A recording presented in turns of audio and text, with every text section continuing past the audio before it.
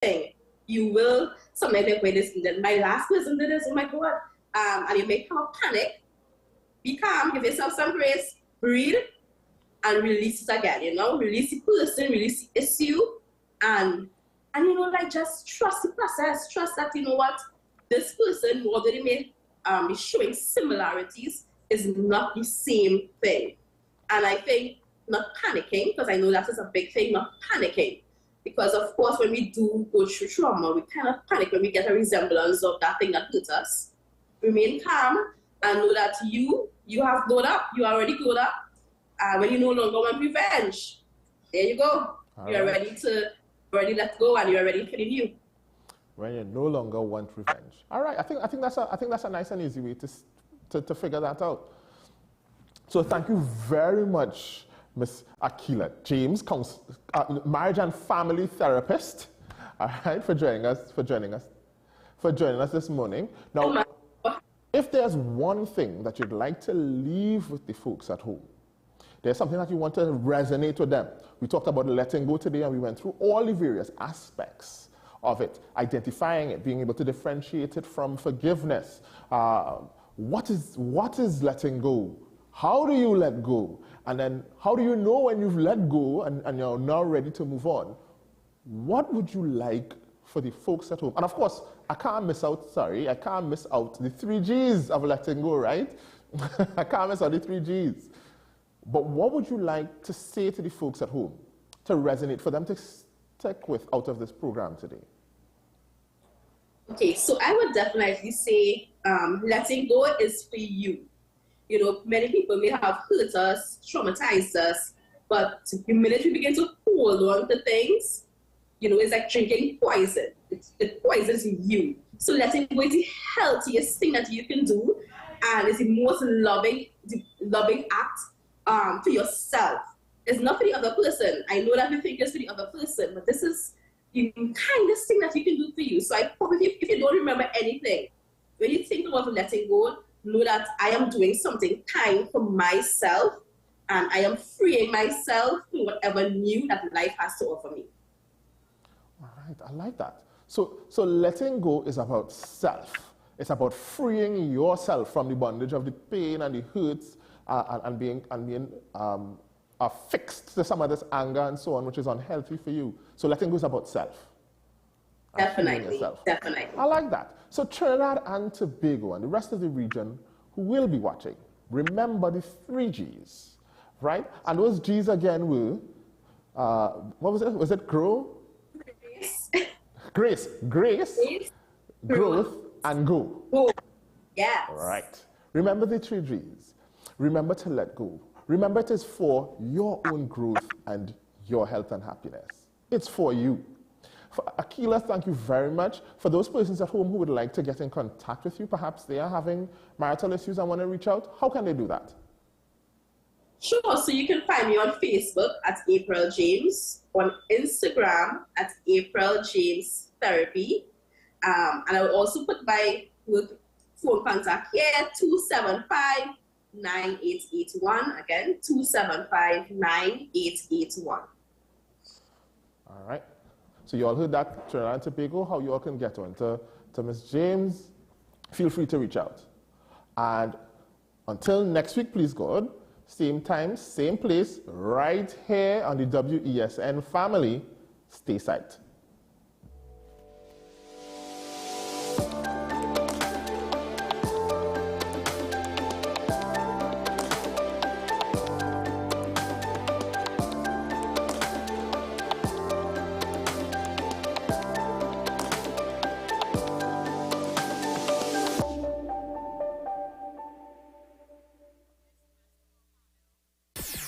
WESN.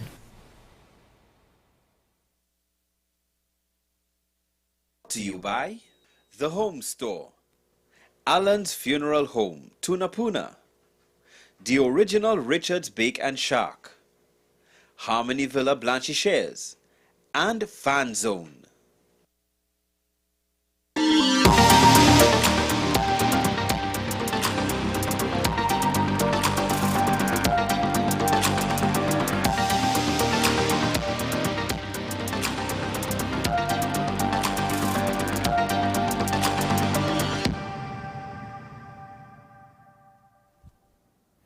Well, good evening and welcome to your viewers here on WESN. This is the evening after the day. It was local government elections in Trinidad today after months of campaigning for what to many of us looked like general elections, local government elections 2023.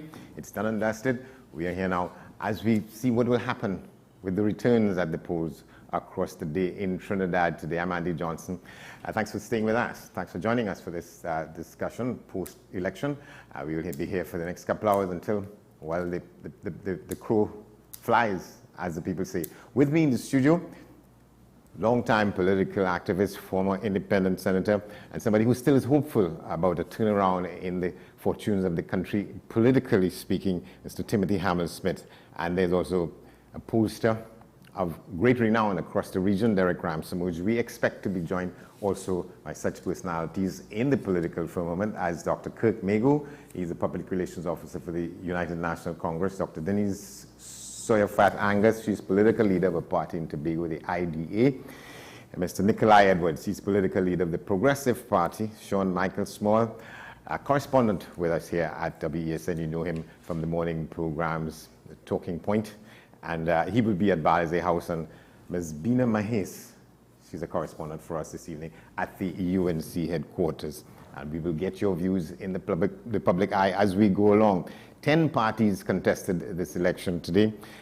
1,078,651 persons were registered to vote. We're getting reports from some places across the island today that it may not have been the best turnout possible in the end for these elections.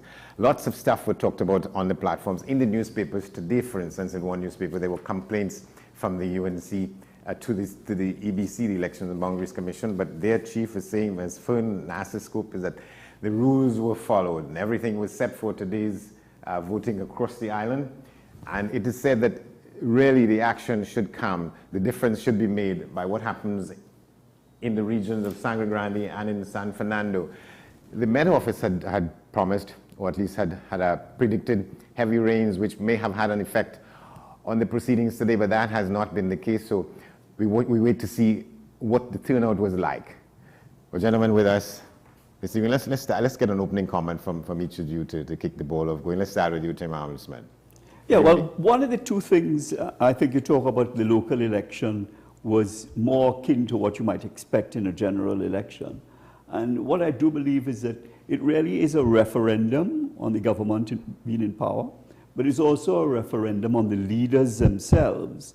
And therefore, I think emerging from the results of this election, there are a lot of stories to be told. There are nuances to be picked up as to what the public are signaling about what they want, what they think about X or Y. It becomes more of an important election than perhaps past local elections. Yeah, so your bet is that the turnout may have been better than what is normally the case. Amazingly, you know, I in the early days I thought that the election turnout would be lower than the 34%, if you like, that you might have expected. And then you saw the political leaders trying to drum up, and I think not only that it was low, but the political leaders appeared to think that their own base may not rally to come out to vote. And that's where you saw the rhetoric starting to build up. Dr. Rowley in St. James makes his remarks, and you know, he plays the fiddle, and Mrs. Pasabasasa danced to the tune. I mean, it was most, to my mind, absurd. If you really thought that it was proper and right to introduce legislation of stand your ground, then that was the worst possible remarks you could make. It's tainted forever by her remarks. And yet, those statements seem to me, because they wanted to rile up their own base. They weren't thinking about the middle voter, the independent ground. They needed to bring out their base, which tells me the political leaders themselves were fearful that there would be such a low poll that their own base wouldn't come out. And therefore the question is, did those statements by the political leaders on both sides, did that have the effect of pulling out the base? And we'll tell tonight after the results come in. We'll see by the numbers. Derek Ramsamuj, what's your opening take what transpired today, as best you know. First of all, good night, and good night, Timothy. This election campaign was perhaps the most simplistic of election campaigns. It represented the good, the bad, and the ugly in our politics. When you look at the battle between two different campaign styles, one, as Timothy was talking about, a referendum, not only on the leadership, but on what is on offer to the country, and it also is going to be reflective by voter turnout, whether or not voters care at all about local government elections, about local government structure as a tool of governance, by whether or not they're willing to participate by their voting. So we were going to see tonight what is the relevance of local government, far less local government reform, to the average citizen, and whether or not the campaign strategy of the UNC, as well as this, perhaps some will argue, a fake political accommodation, creates a momentum for the national elections. Yeah. So it's a tale of two cities with the good, bad, and ugly. I want to come to that in a moment, what you call the fake alignments that have been made, particularly with respect to the UNC.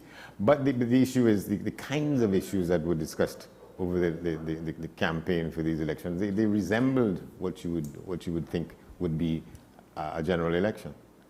If you look at the issues such as crime, a response to crime, or a response to the economic development of the country, and we saw later on a very veiled attempt of the governance where financial structures are concerned, the financial stability.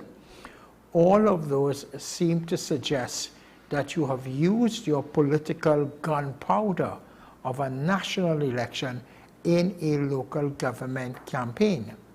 And then when you look at the local government reform, we have not had a proper ventilation or debate on what local government reform was, save and except the word local government, save and except that of property tax. And we have not had the opposition UNC actually put forward their own views on what local government should be or should not be, when you consider you had individuals like Dr. Suraj Rambachan, who was very big on local government, but the UNC strategy was to keep quiet on that matter. Let's talk a little bit about that, Tim, the issue of what should have been the discussions that weren't on let's take an issue about proper and acceptable local government reform. Yeah, well, one of the things is politicians respond to what the people want to hear about. And I have no doubt the reflection of what took place in the local government was that crime and jobs, the economy, were basically what everything consumed what people wanted to know about. And hence the reason the politicians kept zeroing in on that. But when you come to local government, we did not have a debate on it. It's almost therefore you thrust it on people. As I understand it, it takes the form of trying to line up with what you've done in the THA. But it certainly hasn't worked there.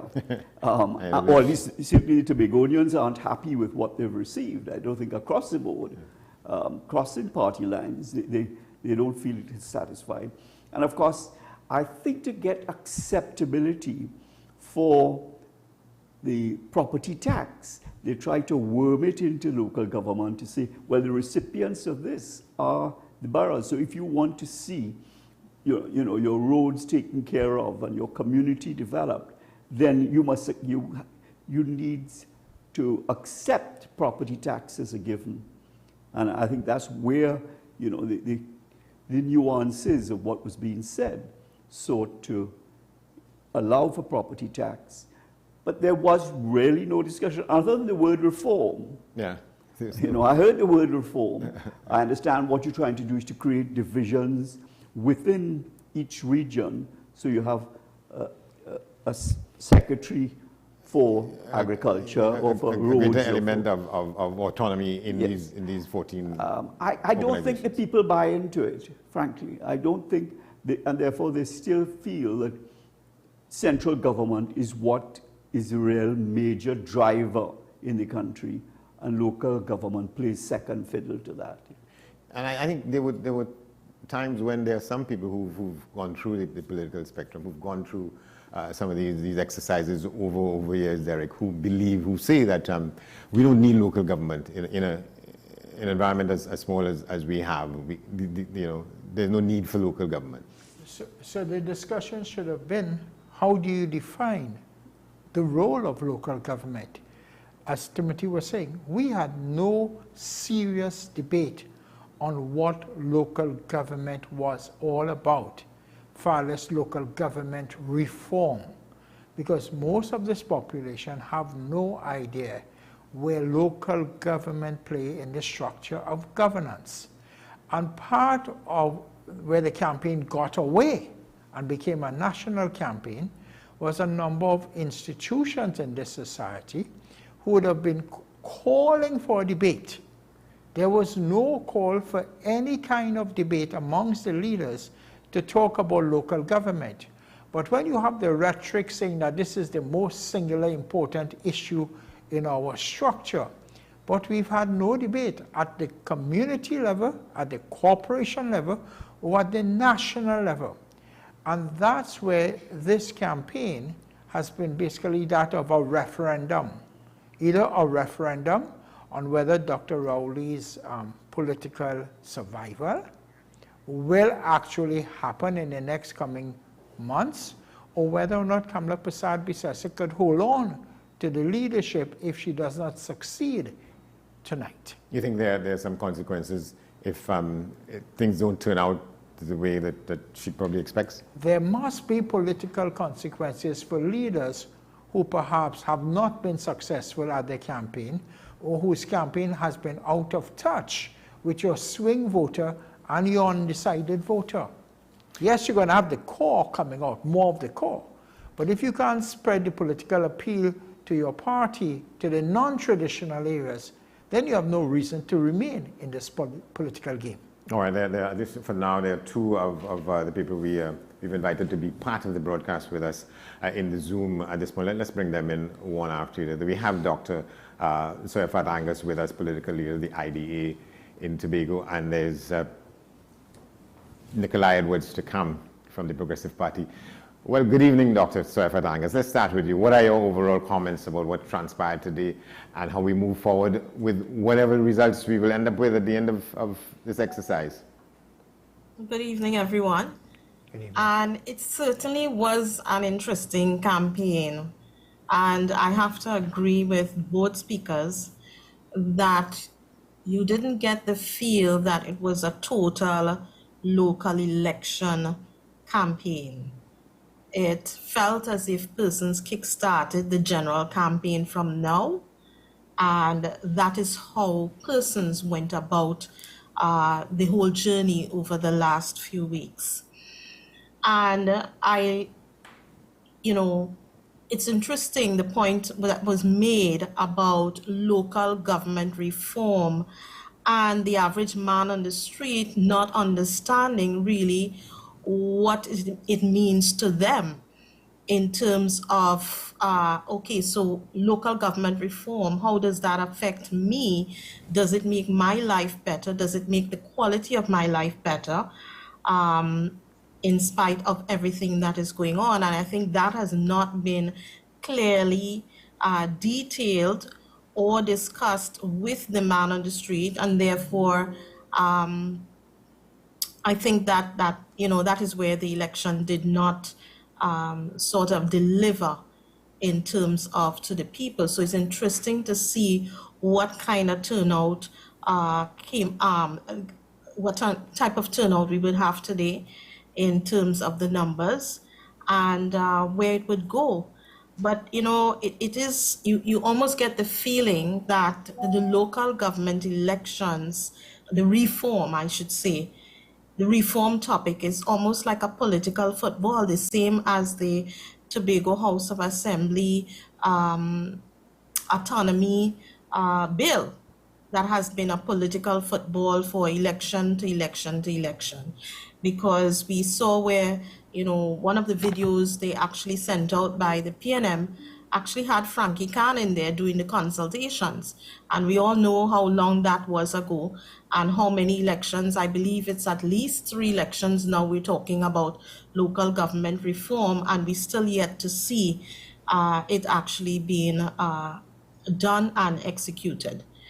So we're quite at an interesting time in our history, and we can only hope that regardless of who considers themselves to win, because at the end of the day, you may even end up with, the same thing that we had before, whether one gets more or one gets less, regardless of what it is. I think the PNM has a responsibility that they are in governance and they have to move that local reform bill. They have to move it forward. We can't wait till another local election again to campaign on the same thing. That does not work. Yeah, I'm tempted to ask whether there's any kind of comparison to be made, any kind of say, insights that we could learn in Trinidad and Tobago, we could glean in Trinidad and Tobago from I would say the type of local government that there is in effect in Tobago, but with what has happened since the last election in Tobago, that may be difficult to as a proposition to even put forward. That's true, because with what has occurred, we are even seeing that the bill that is currently at the doorstep of Parliament will not be enough to address the issues that we have currently emerging within the Assembly, where it is apparent that we have yet another runaway administration. So for the last 40 years, we've had every political administration that has come in ends up being a runaway administration. Now, persons would say that this administration ran away much sooner than would have happened with the others before. But at the end of the day, we have no way of the people having a real say in controlling the administration. And therefore, we have to look at how we are developing those legislatures to make sure that there is actually some measure of control. To what extent it's a disappointment for you in that respect that at this point in our history, in our march from colonialism, going through independence, going through republicanism, to the point where we have what has happened in Tobago, and that Tobago can't really shine a light for us here in Trinidad and Tobago, in Trinidad as we speak today? It is disappointing, because I know the people of Tobago had hopes that with the change that they voted for overwhelmingly in the last 18 months, that we would have seen something significant change in the way that this administration would have approached the business of the people. However, across Tobago, you hear people talking about, wow, we just got an exchange, and perhaps even worse in some areas, that it really was an exchange and we did not get the change that we wanted to see, that we believed in. And people are very disappointed with that. All right, let's come to our friend Nikolai Edwards, political leader of the Progressive Party. Good to see you, my friend. What's your take to begin with? Good evening, and thank you for the opportunity to join on this important discussion, because the whole issue of local government and reform, as mentioned by the previous speakers, really, for me, took center stage in a way that I don't think has been necessarily touched on by the previous speakers, but it was the deceptiveness is what I can really describe it as, the deceptiveness at which the government tried to put forward local government reform, in that you had the minister with responsibility for local government going around doing interviews on television and so forth, and more or less, I think, trying to fearmonger citizens into believing that the only way in which local government reform would occur is if the PNM were to retain office. and even grow let's say, the number of corporations it has under its belt. Because it was language and I think a misdirecting of persons who just really don't know better, because we don't take the time to really educate citizens, I think, when it comes to elections, when it comes to voting and so forth, and really examining issues. And it was put forward that the councillors, if the councillors were to go in favor, those seats in favor of the UNC, there would be a huge spoke put in the wheel of the government's thrust to put forward local government reform. And when you really think about it, councillors themselves have no role at this point, especially when it comes to the implementation of local government reform, because the legislation has been passed, and it's a matter now of enacting that legislation, having the entire act proclaimed. And one really wonders, therefore, if the government had gotten its way and given the opportunity to really have the election called 1 year after it was constitutionally due, that they would have been able to put forward the reform. That was the reason why the Attorney General had come forward and was putting that to the population. But the sad thing is that despite everything, you're 4 months shy of that original deadline that you had set for your own self, and yet we're not seeing us moving leaps and bounds ahead in terms of the implementation of the local government reform. So that for me was a huge issue. Outside of that, I think based on conversations that I've been having with persons, my peers and so forth, it was consequential, I think, in the minds of the average citizen. And it really was those moments where people, in talking to them, they would, in shock, ask, oh, we have an election coming up. And I think that's just how disconnected a lot of people were from the election campaign, what was taking place and the issues generally, because people are fed up. And I've listened to a lot of the interviews that, those Vox interviews on various media, and I think it's the same thing over here. People are fed up, they are disinterested, and they feel as though what we have right now just simply isn't working across the board. All right, thank you very much. Stay where you are, both of you. We'll come back to you during the course of the discussion, not too long from now. But let's come back inside Tim Smith.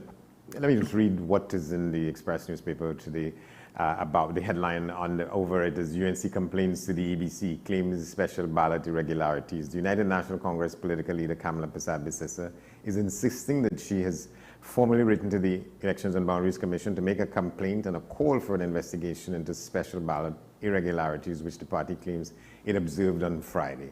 It was also noted that this correspondence followed a complaint by the UNC that it was unlawfully barred by the EBC from witnessing the opening of the special ballot boxes. And she says here, thankfully, the EBC reviewed and reversed its decision on that issue, and we were in fact able to witness the opening of the special ballots. So that does the complaint stand if in fact what happened? Well, there are more than one complaint. Obviously, that particular complaint had been addressed, resolved, and I presume is behind us. I can't imagine it becoming the source of any kind of litigation.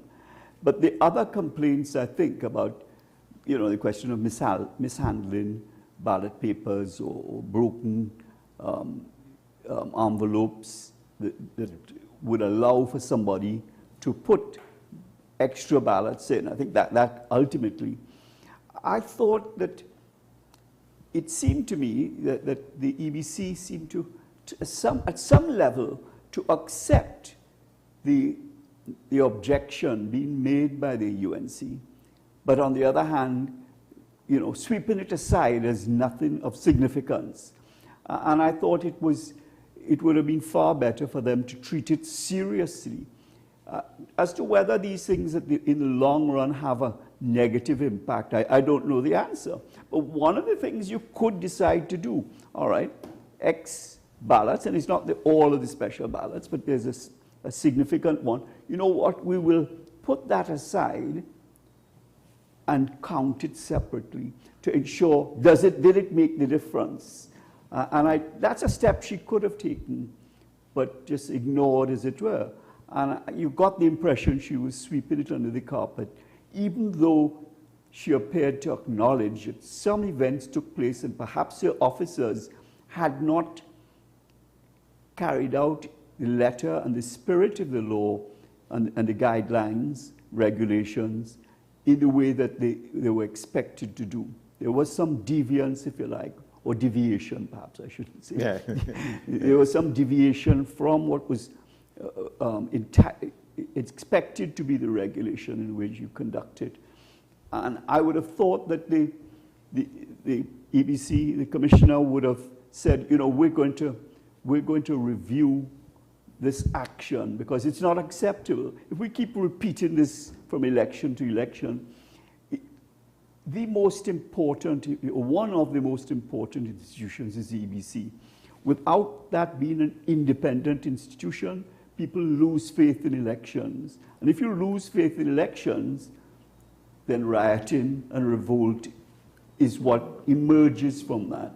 And I thought you should have taken it more seriously. I don't think in the long run there was real serious damage that occurred, but I don't think that sweeping it under the carpet was the way to go. Was the best way to go.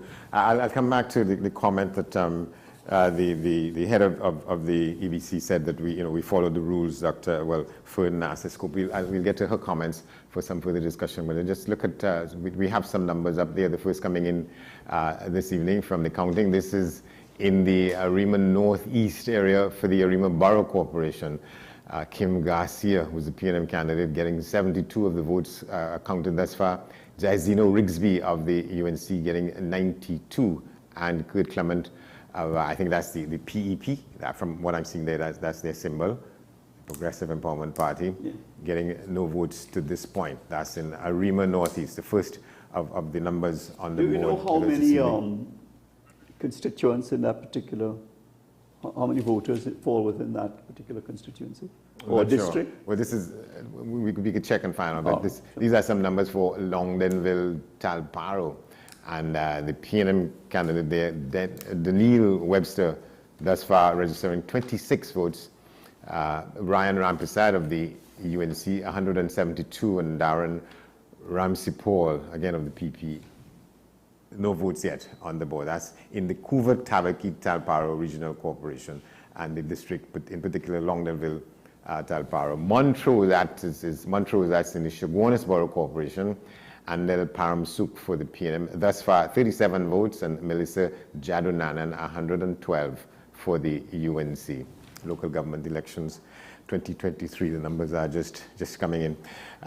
Derek Ramsumuja, I didn't know if you wanted to comment at all on this issue about what the complaint from the UNC was about the special ballot boxes open, the special ballots open, and it caused some uneasiness for the UNC.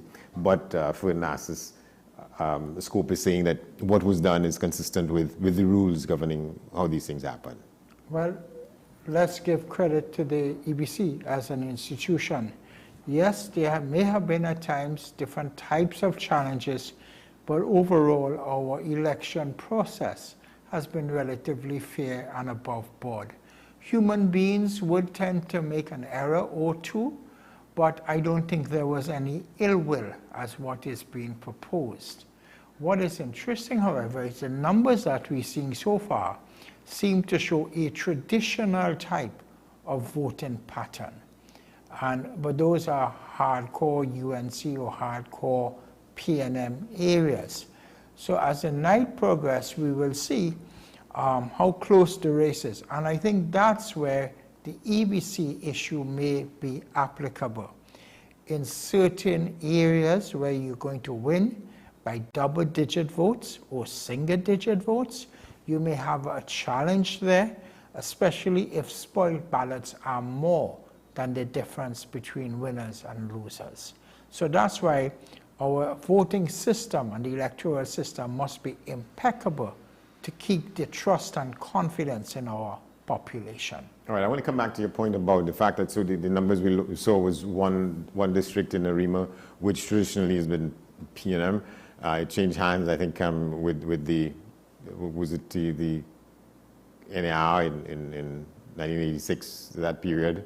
But it's solidly a PNM sort of home base. And same thing with Tuva Tabaki Talparo, which is always opposed to the PNM, whether it's the NAR or whether it's the UNC. One of the things we must see if we can get is from which polling division this represents. As you could realize, the local government districts are made up of maybe 10 to 15 polling divisions. And whether or not what we're getting so far is either boxes prescribed to a particular polling division or the totality of a polling division. And that would be interesting, because that will help us determine whether there's been any slippage or any swing, or more importantly, what is the level of where voters are not motivated to come and vote, cast their ballot. Yeah, and across the constituencies, we have 41 constituencies, but there are 141 districts in the local government setup where people would cast their votes.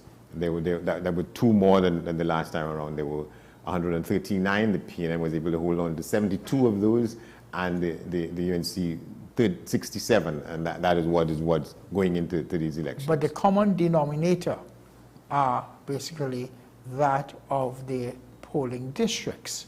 Whether it's local government or general elections, the polling districts are still the same political unit. Yeah. And therefore, if we were to apply that voting tonight onto what may have happened in that polling district in previous elections, be general or local, then we could have a better understanding of whether the electorate has been so motivated or demotivated to participate. Yeah, and Tim, we're saying the question of treating with some of these issues, local government versus general elections. But before we go there, a point you made, Derek, I wanted to come on that, the question of the call by Mrs. Prasad Bissessa for observers to have come and observe what we do here, because the question is that there's this fear that there would be. Well, of course, because they've made some complaints, that dramatizes, if you like, the call for international observers. I don't get the impression that, previous local elections that there were international observers. There were for all our general elections, or should be. They may not have been on all occasions. Well, but it is something. It's a sort of new feature to the elections in Trinidad, at least in Trinidad and Tobago, for there to be observers, right? Because we prided ourselves for decades on the fact that we know how to conduct this thing. And yeah.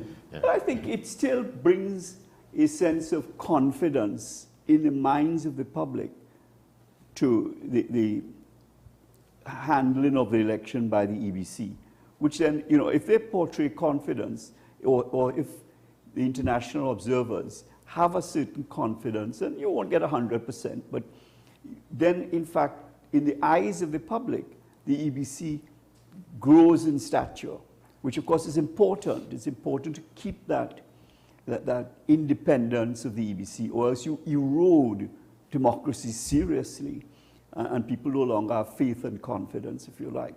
So it's important, but I don't think that one would expect, all local elections would have international observers. Certainly, I would certainly recommend that we should have it for general elections, and it should be a principle, not just a matter of whether I feel like it or don't feel like it.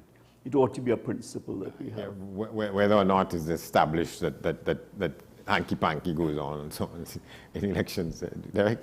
We have pending local government elections in Jamaica in the next 6 months, as well as in Belize, as well as we just had one concluded in Guyana. So I don't believe the precedent exists within our CARICOM countries to have observers for local government elections. Yes, I agree. For the general elections, it is a necessity. However, I believe this is much to do about nothing, really. Yes, there's a concern, but is that concern sufficiently large enough to basically ask for international observers? The answer to that is no, because if that was your concern, when you were Prime Minister, you also had local government elections, and you chose not to put that in that space. So we've got to be clear.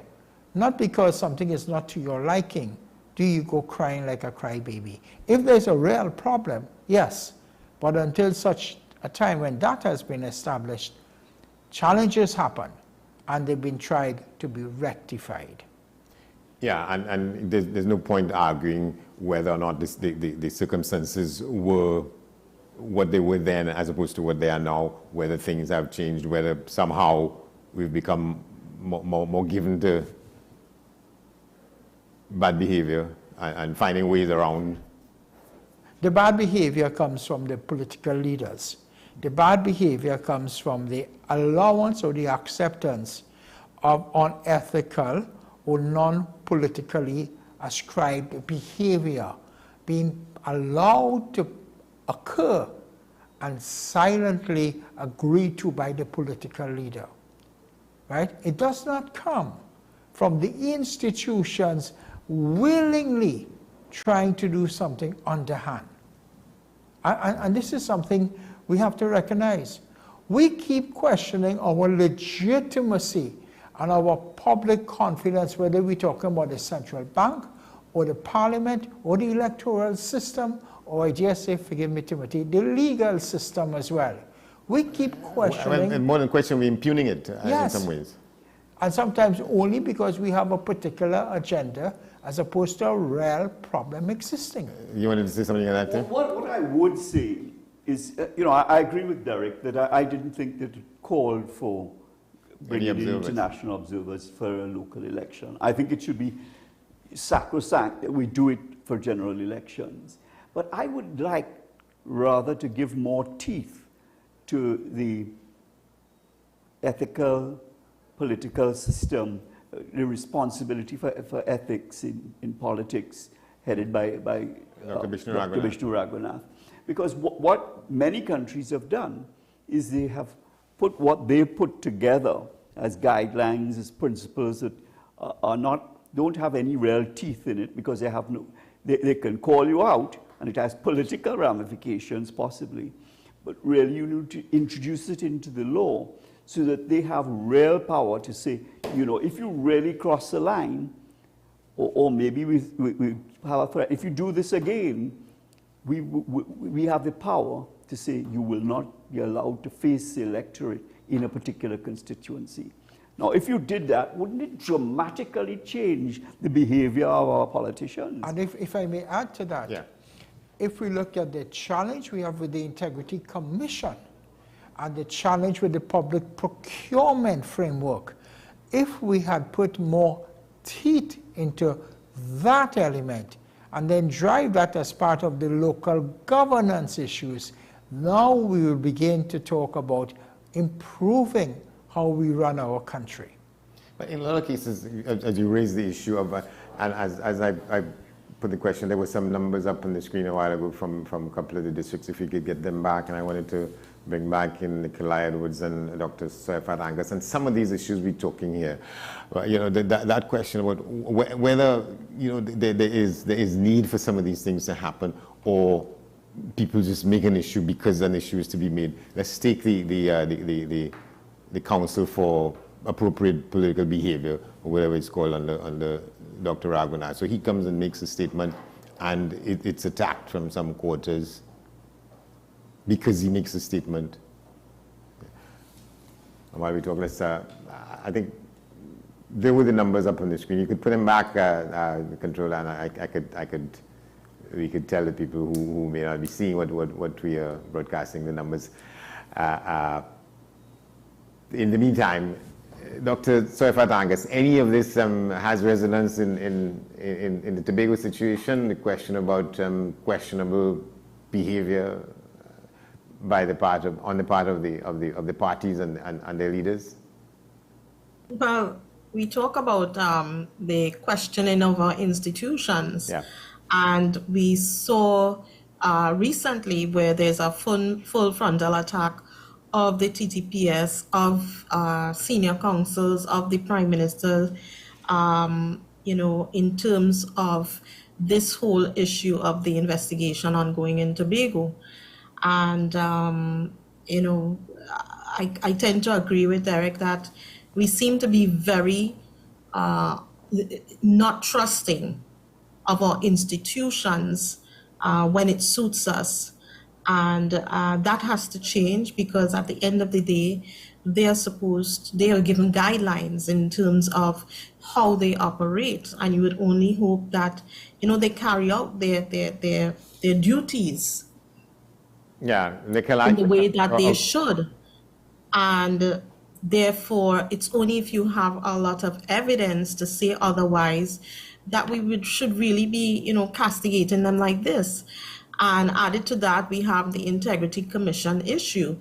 And I saw that publication where so many persons have not reported for so many years, but yet why do we allow them still to go back and be candidates to be representatives and even become representatives?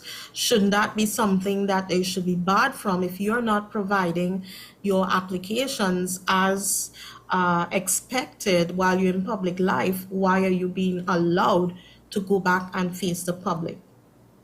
All right, Nikolai, thank you very much, Dr. Soifat Angus.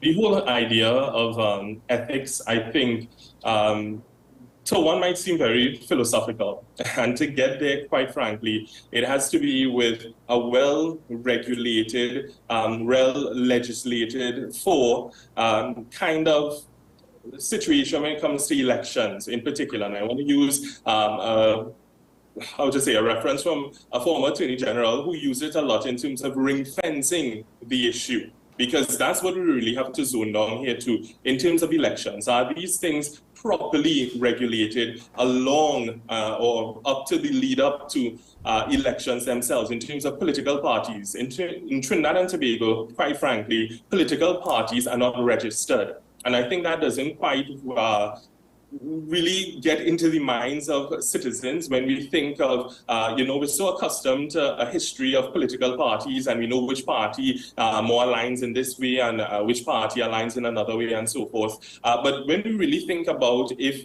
political parties, political organizations are provided for properly in our laws, the fact is no. And it was interesting that in 2020, the Prime Minister in Parliament, he would have introduced legislation to deal with some of the things that we've been clamoring for over the years. When we think about campaign financing, when we think about the registration of political parties, when we think about really and truly the impact, the responsibility of political parties and so forth. Good piece of legislation to start with. It was introduced in 2020. We are here in 2023 and it still has not left a joint select committee. And these are the kinds of things that I would love the media to, kind of clamor behind and really push. Because when these things go into joint select committees, sometimes they're lost there for 10 years and so forth. And that is a part of our, I think, political and electoral or governance, rather, issues that we really have to treat with.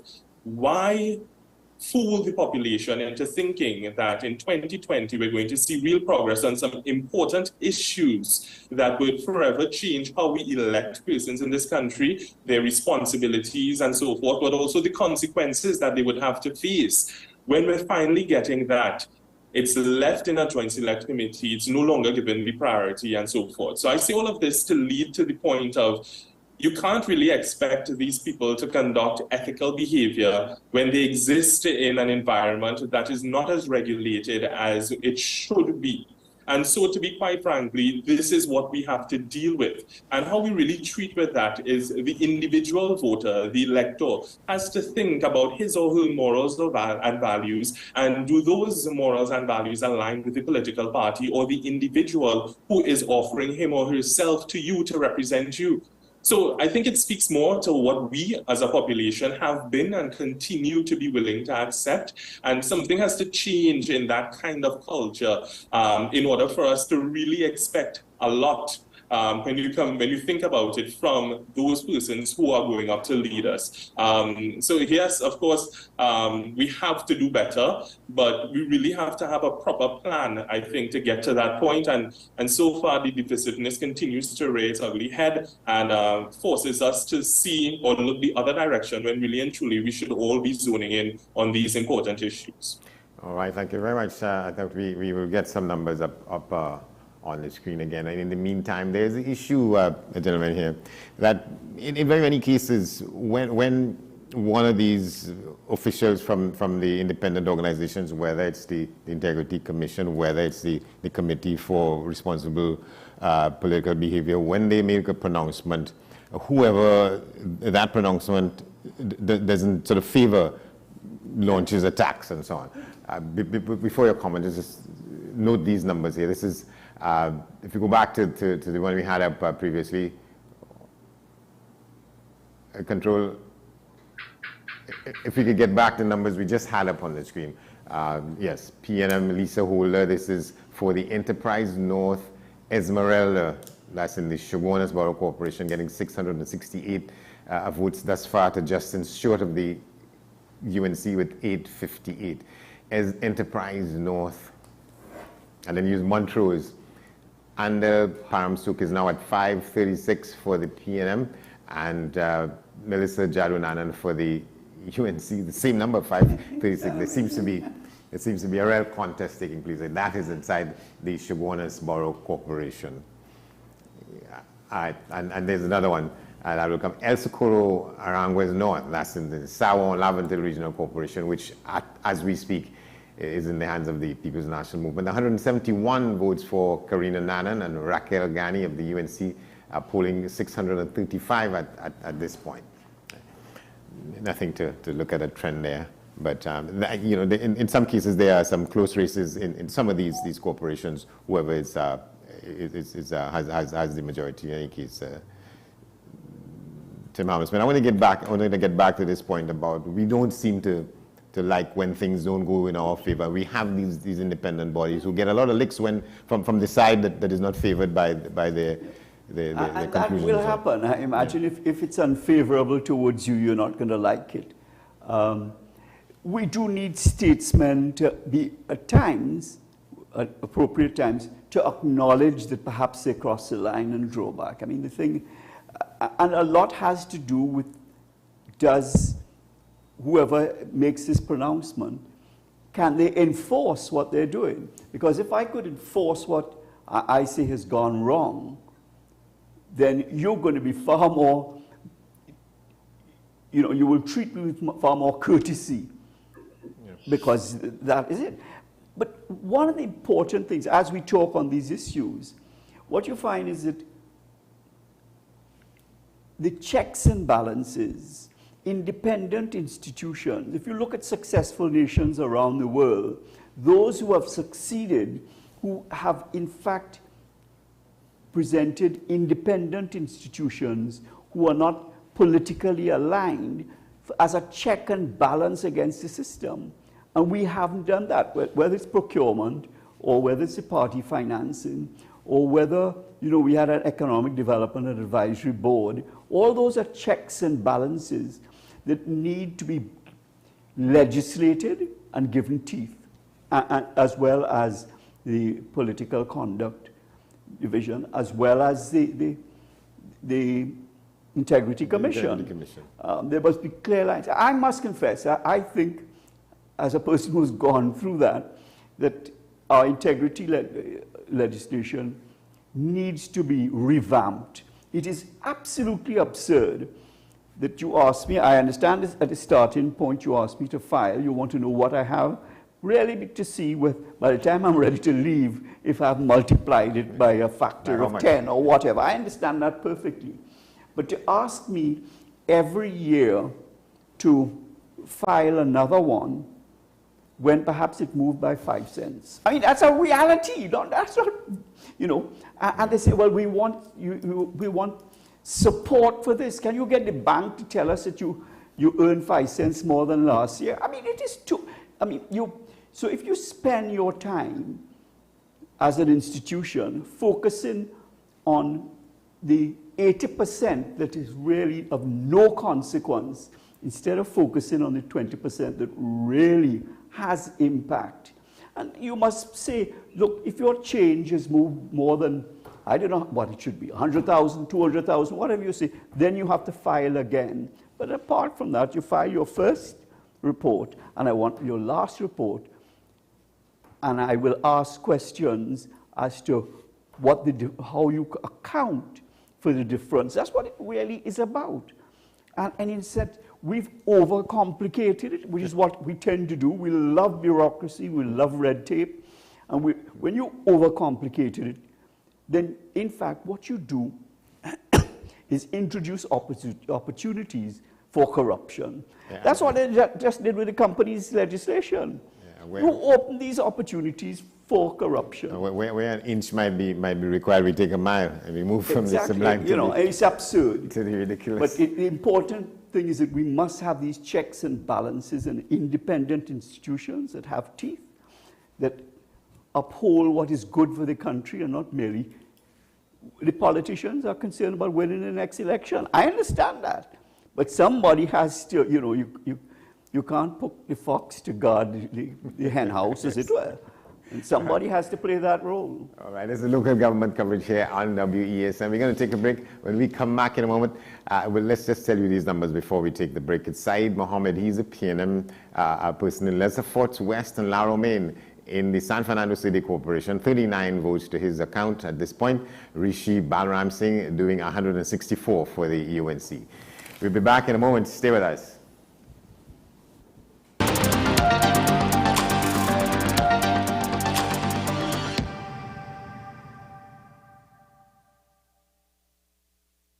To you by The Home Store, Alan's Funeral Home, Tunapuna, the original Richard's Bake and Shark, Harmony Villa Blanchisseries, and Fan Zone.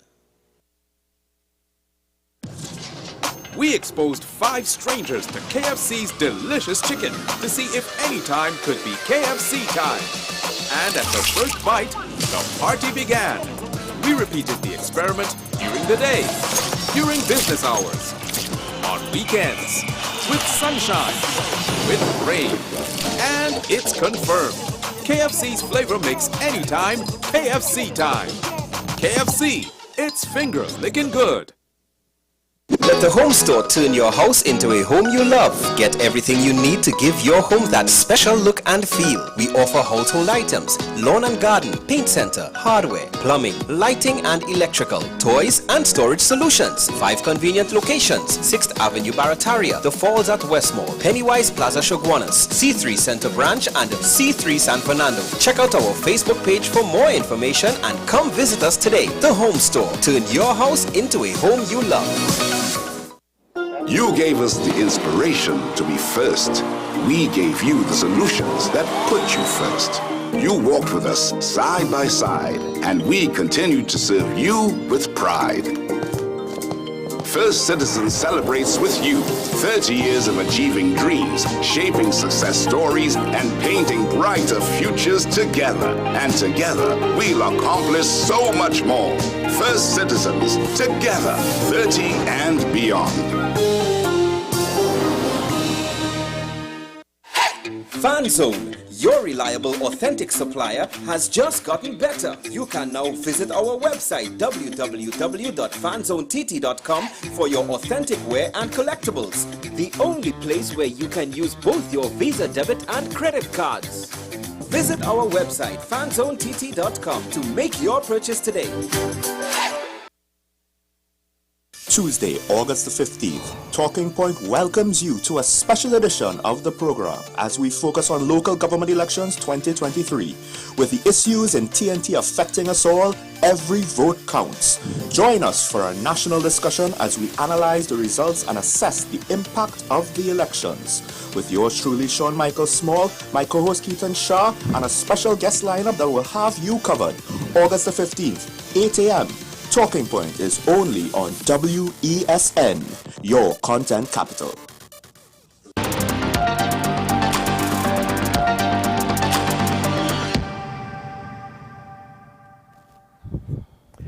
Welcome back to the program. This is Local Government Elections Countdown here on WESN.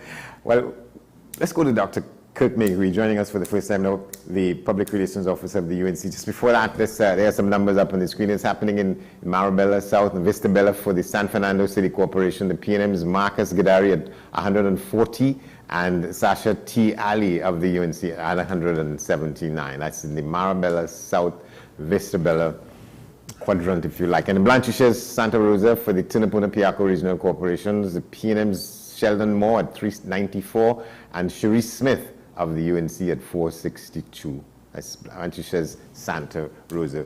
We have Dr. Sarifat Angus and Nikolai Edwards in the Zoom with us, but we're going to be joined now by Dr. Kirk Mayhew. He's Public Relations Officer of the United National Congress. Good evening, sir. Dr. Mayhew?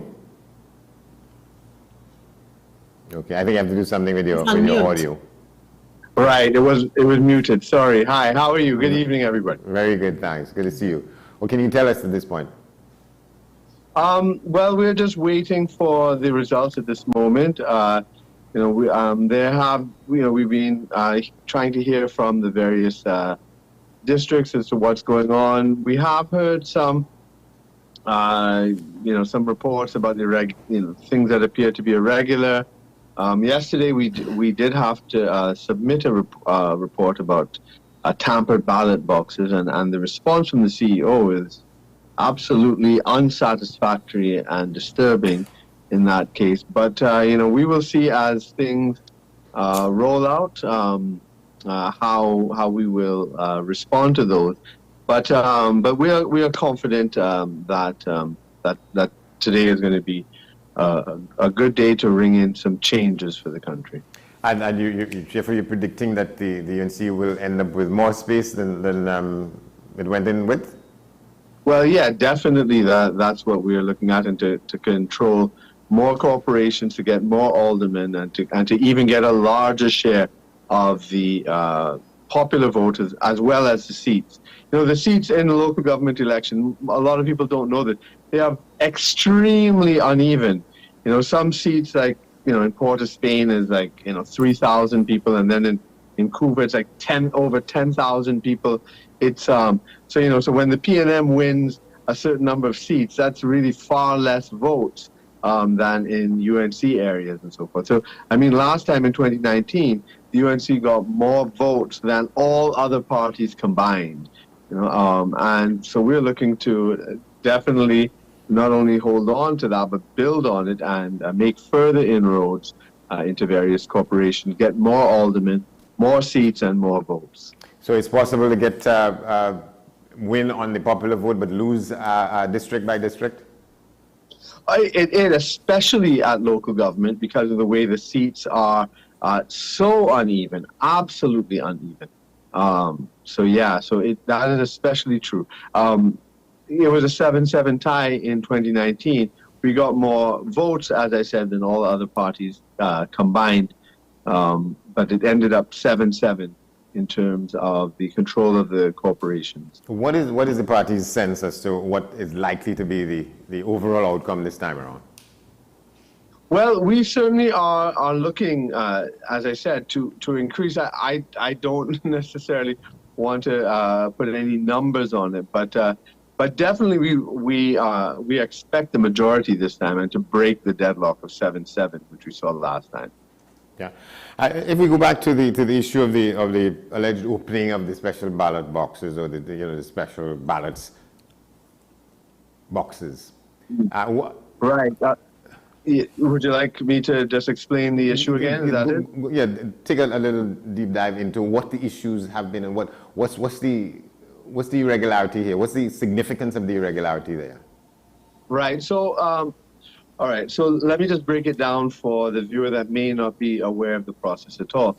Although today is election day, the polls have been open for what they call special electors since Monday. So from Monday to yesterday, Sunday, there were special voters. That means people who may be election agents or other sort of having some sort of role in the election process. Yeah, people who would have been working today in different capacities and so on. So they make arrangements for them to vote ahead of time. Either for the EBC or for the political parties. Yeah, police officers and other people like that and so on.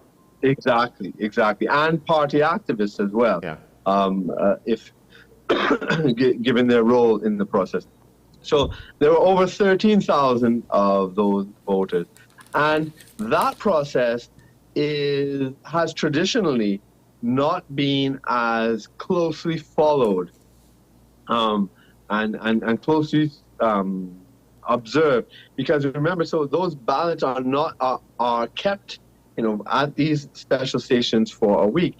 And then the EBC announced that there were going to be, I think it was 5 extra polling stations that were for special voters, where people could vote from anywhere. So let's say you were offshore, like say an offshore oil worker or something like that, or you're based in Tobago, because there was a station in Tobago, for example, so couldn't make it to Trinidad to vote for the election. They have these special ballots as well, so it's even more special than the other special voters. And so those stations were closed on Thursday, and then on Friday they were going to be count. So what you would do is you would count those ballots and sort them out. Well, not count it. You would sort it out. So put them because say someone could vote in Port of Spain at, let's say, the EBC office, but it was for, let's say, Sangre Grande, right, or Mayaro or something.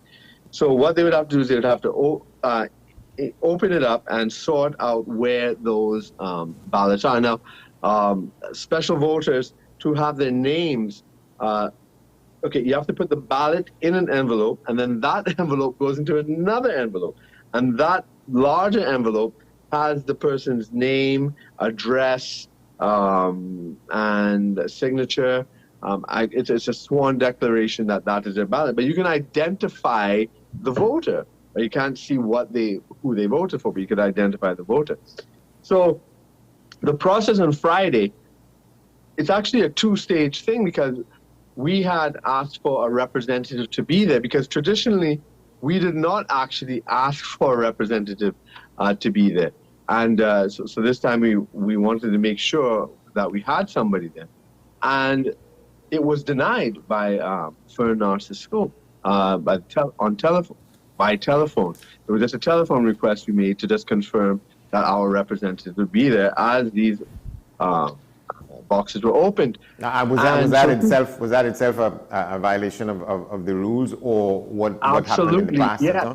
And so we issued a press release, and we asked, we demanded that she reverse the decision, because it's unlawful, and if she didn't, we would take whatever necessary legal action was required.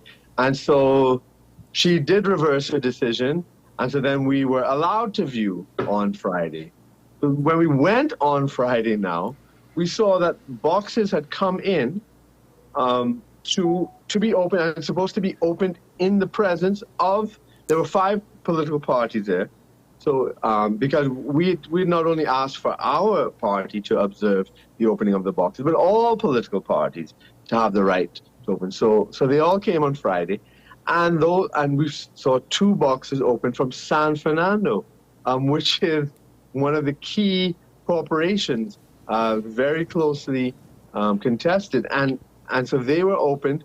Our representative took a picture of the boxes, and when we told, it was the assistant chief elections officer, Ms. O'Geese, when we told her about it, she didn't. I think she said that it was, it was opened in front of everybody, but that was not the case.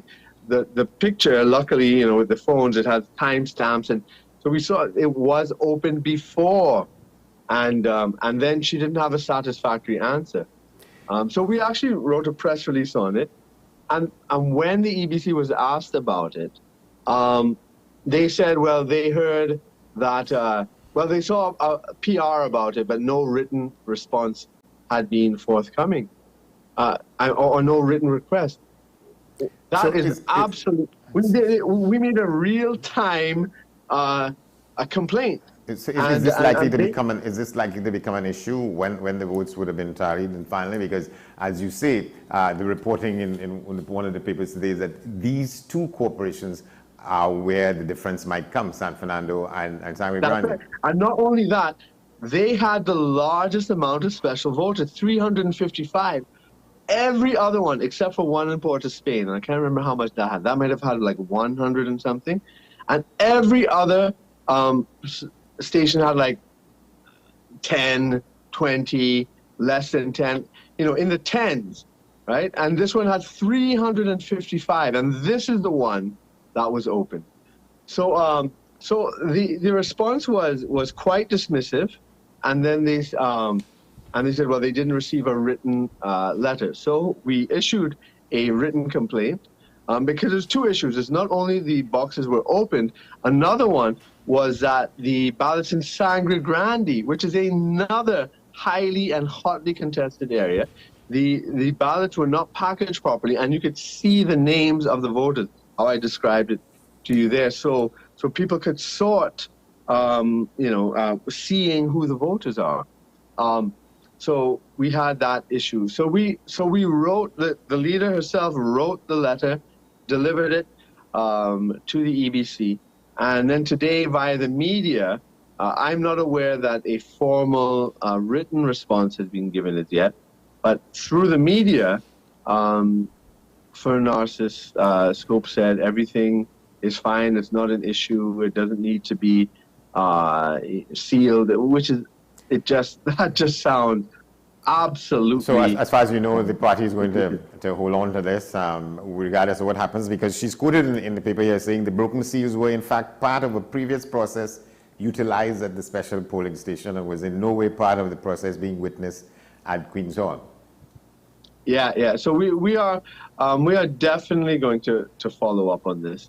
But the most important thing is to observe all these things, to concentrate on the election process itself, and then we'll have to deal with the irregularities, and if we need to put in petitions or injunctions or anything of the sort. Because I see the NTA, the General Secretary of the NTA, also had a very serious complaint that with pictures of ballot boxes being carried by a woman with 2 children, no police accompaniment, no security detail whatsoever, dropped it off at, I believe it was Mount Hope Community Center, and picked up another ballot box.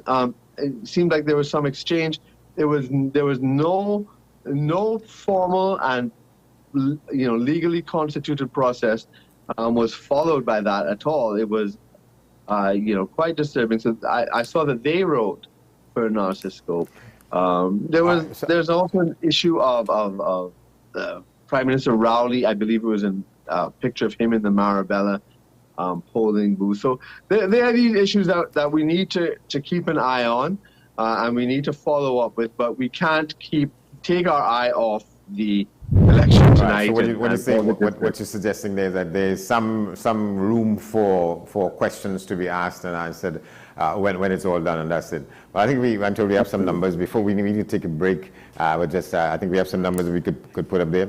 These are, we're told, a final in this section of the Arima Borough Corporation. Arima Central, Sheldon Garcia doing 776 votes compared to Nigel F. Moses of the UNC 535. Our understanding is that that's going to be the count. That's the final from that section. Arima Central, Sheldon Garcia with 776, and they moved. So Saeed Mohammed, Lesefus West and La Romaine in the San Fernando Corporation, 191 to Rishi Balaram Singh for the UNC, 434.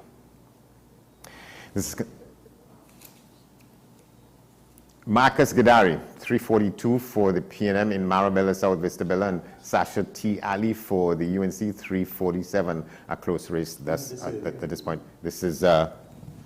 It came up earlier. It had come up before. Sipario West Faizabad, first time we've seen from that part of the Deep South now. Kamaluddin Ghani for the PNM, 631. Jason Ali for the UNC, 781. Sipario West Faizabad in the Sipario Regional Corporation. This is election night coverage here, local government election night coverage here on WESN. We'll be back in a moment. Stay with us.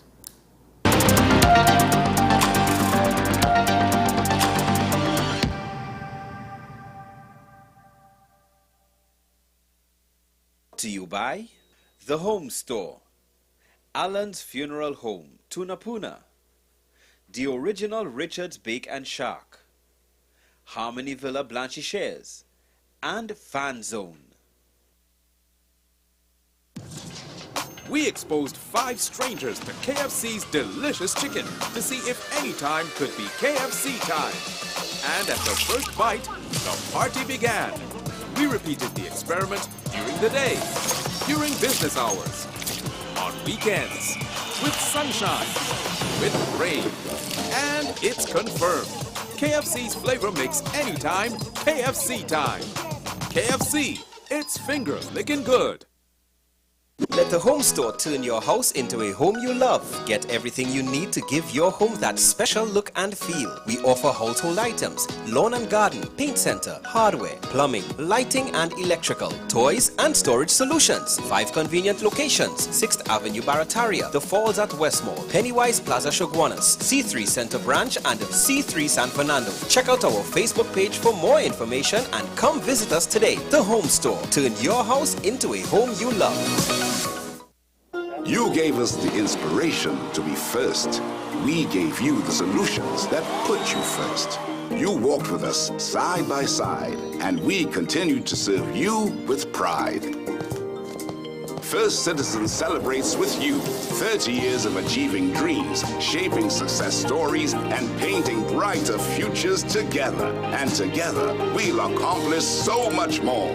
First Citizens, together, 30 and beyond. FanZone, your reliable, authentic supplier, has just gotten better. You can now visit our website www.fanzonett.com for your authentic wear and collectibles. The only place where you can use both your Visa debit and credit cards. Visit our website fanzonett.com to make your purchase today. On the next episode of Nicole Larson Live, Living in Victory every day. One of the first steps is putting God in the midst of it, and He's going to direct you. Another tip would be making sure that your business is in line legally. Didn't you have a worker? Yes, I used to borrow a worker. You used to borrow a worker. And then you said to him, why don't you purchase? Or she purchased. I just wait till I just wait. Look now, man. Things are changing around us at the drop of a hat. And technology continues to challenge us. But not only is technology challenging us, but the changes in the world, in our global environment, is also challenging us in a significant way. Like a tree, you have survived every kind of harsh weather.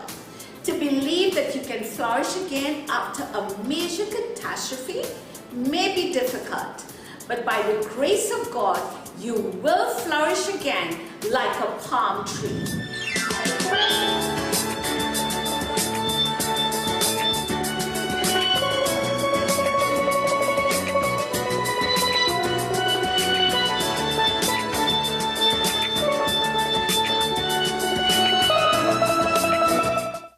An encore of Nicole Larson Live, Living in Victory every day. Every Sunday at 8 p.m. and Wednesday at 4:30 p.m. on WESN.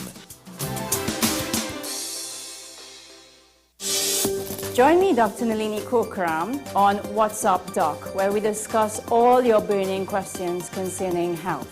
Trinidad and Tobago is among one of the highest risk group of patients that develop this form of genetic breast cancer. What I'd like to take home from a short interview like this, screening. You must screen. Because it's silent. It's silent. Yeah. And because it's silent, you don't know it's there. What's Up Doc, every Tuesday and Thursday on WESN, Content Capital.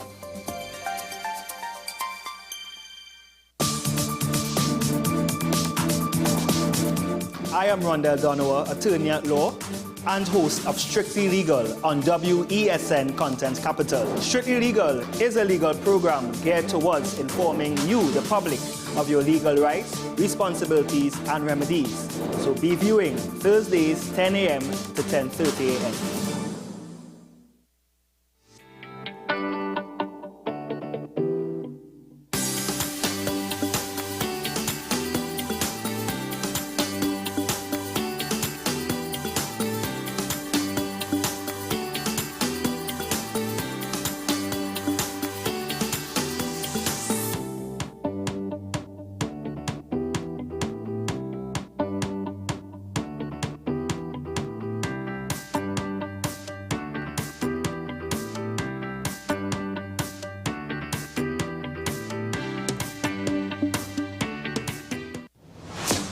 Is it politics? What is it? Is it that nobody cares about sports? The kind of support that sport used to get in the past is no longer here. The thing is, taking a knee doesn't mean that that's the only thing you're doing now, Andre. Right. Taking a knee along with other stuff. Samantha, what are you looking forward to when you return home to Trinidad and Tobago after winning the title? Thank you very much for speaking it into existence. Is there no pressure on Nicholas Ball? It makes me more motivated to work hard and to go out there and rep the red, white and black. Why are we sending a team to the Winter Olympics? There are a number of Trinbagonians who are in the diaspora and have grown up in winter sport. It's an opportunity that the Trinidad and Tobago Olympic Committee will not close the door on. I also believe in the players that we have. Once you can motivate the players, you can get the best out of them.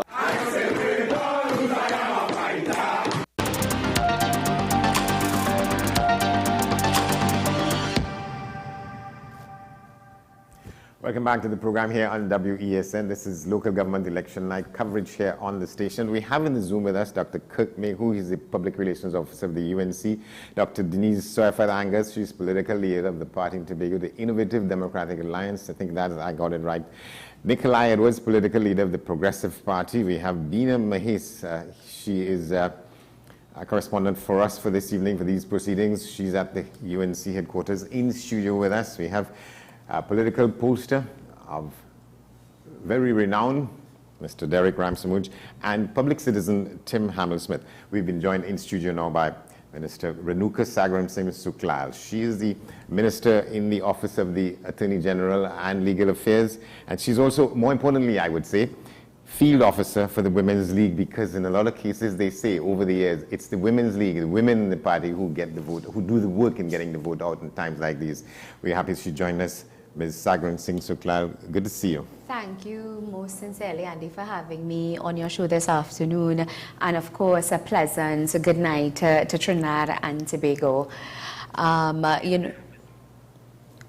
All right, let me just ask you to hold the pony. I think we have someone coming in from the wherever the PNM site of the longest running political entity in Trinidad and Tobago, and I am joined by the Minister of Communications, Mr. Simon de Nobrega, and Senator the Honorable Lawrence Hislop. Gentlemen, thank you for joining me. Thanks for having us on the show.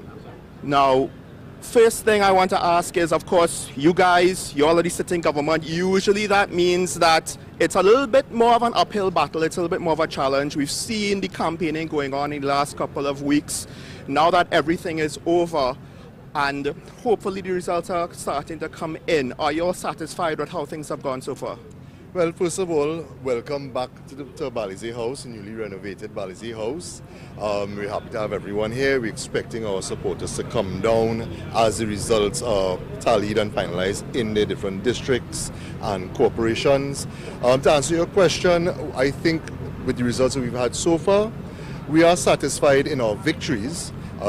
We can announce Point Fortin returning to the People's National Movement. We can announce that the People's National Movement has retained our 3 seats in the Superior Borough Corporation. We can, I can announce that in Diego Martin, we are seeing, at least in Diego Martin Central, we are seeing very positive results coming back in the 3 electoral districts that have councillors that are Diego Martin Central councillors. Montcoco Alice Glen, where I was once the councillor, has returned to the PNM. Lisa Richards Cole will be the councillor-elect there. So overall, the results are favorable to us, and I think that the overall mood here, Lawrence, is positive. Now, the Prime Minister, he did campaign a lot on local government reform. Now, of course, various members of both political parties, well, all political parties, were on the campaign trail. To what extent do you think that that issue to focus on really was working for your campaign? Did the voters respond so far? Have you seen to local government reform? Or are you still waiting to get the consensus nationally? Because the Prime Minister's statement implied he is waiting for the vote to see how this will move going forward. Well, I think the Prime Minister and the party focus on local government issues. I think that was what our focus was. I think that the general consensus will be that we were the only party that was campaigning on local government issues in a local government election. And as far as that goes, I would have expected that the population would have responded to that as opposed to a negative campaign. And I think that that our focus on that is what has carried us thus far, and I think our focus on that is what will carry us to victory, overall victory in the local government election this year. Now, Senator Slop, I don't know how much campaigning you've done. I assume it has been your fair share of, hitting the pavement. Of course, Tobago is not a part of the exciting events this time around, but in your experience, speaking to the people, has it been local government issues highlighted enough? Have their voices been heard? Because there a lot of talk from the opposition has been coming about national issues and maybe sidetracking what this election is supposed to be. Well, you see, what we've recognized is that the opposition supported local government reform. And so just for the sake of them being the opposition, they had to find something else to campaign on. Because the PNM campaigned on local government reform, on bringing governance closer to the population. And so when the opposition couldn't fight that fight because they supported it, they had to look to other issues, fighting national issues in a local government election. And so I believe that the PNM has done its job in putting forward the reform issues and local government issues and what is important to the man on the ground, to the man in the street. And we just await the results because we've done the work. And of course, just to ask you, Tobago has been using the model. In your experience, how badly needed do you think that Trinidad, the 14 municipalities, boroughs, cities need this sort of model now to move forward? Well, I could ask you the question. When you make the comparison between what the Tobago House of Assembly has been able to deliver to the population of Tobago in comparison to what local government corporations have been able to deliver, you tell me which model is the better model? Well, if we're judging by model, in theory, it would be the executive model. If we're talking about results, that's a whole different conversation to be had. If you understand that, right? And that's for a different time. But even with the model that the THA has, the results have borne fruit that model works. If it is done properly, it works. And so once we could get that fully implemented in Trinidad, in the 14 municipal corporations, I believe that it will redound to the benefit of the burgess in Trinidad. Well, gentlemen, I'll end it there because, of course, like everyone else, we're waiting for more results to find out where the future lies, at least at this point in time in our nation's current events. So hopefully we'll be able to speak to you later on as more results come in. Sure. All right, thank you, gentlemen. No problem. All right, and we're back to the studio with this. All right, so that was Sean Michael Smaller at Ballot House. So it's open. Oh, yeah. Well, it certainly they had a music truck there this afternoon. So that's where the excitement is for the PNM. Yeah, but the minister saying that the PNM campaigned on local government reform, but the UNC chose otherwise. Well, I saw the word reform on a lot of their brochures, but that's about as much as I know about campaigning on that particular as a footing of what they presented. I think that in terms of national issues, I think they themselves, whether it was a response to the UNC or whether they themselves elicited it, I thought they put national issues, center at the forefront of their campaign as well. I didn't pick up that, other than the fact that was, on their brochure, it was marked reform. Right, that was the Minister Simon Dinamberger, and he's talking about going on to overall victory. Let me bring you in, Madam Minister Renuka Sagram Singh Suklal. I wanted to ask, so you are the field officer in the Women's League, and I had said when we introduced you minutes ago that from experience, from generations, it has always been said that the Women's League... The engine room yeah, of the party. Of the party. Correct. Well, again, thank you for having me here. I just want to springboard off of what Mr. Hamel-Smith would have indicated. I do agree to the extent that, yes, local government reform was centerfold. It was center to our campaigning. But I do also agree with him whereby national issues were indeed also addressed during the length and breadth of our campaign, recognizing that ultimately national issues do impact on communities and will have an impact on local government. The reform, of course, took center stage because it was our effort to remind the population of how critical this reform is in order to improve, of course, the operations of regional corporations at both an administrative and at a financial level. So yes, we would have focused throughout the length and breadth of our campaign, especially when we went into the conversations with the Prime Minister segment or chapter of our campaigning. It was at that stage what you would have found is that national issues, because this is where the Prime Minister would have invited questions from the general population, and like every citizen is entitled to, there would be citizens who would have, of course, national concerns, which was an ample opportunity in which I believe the Prime Minister adequately addressed those concerns and those issues. So I just wanted to briefly springboard out of what Mr. Hamilton would have indicated. But to answer your question, certainly the women, at least at the People's National Movement, has always been considered as the engine room. Women in our party are known from time immemorial. I mean, certainly as a younger, newer politician, they're the ones who have blazed the trail to allow persons like myself to run through.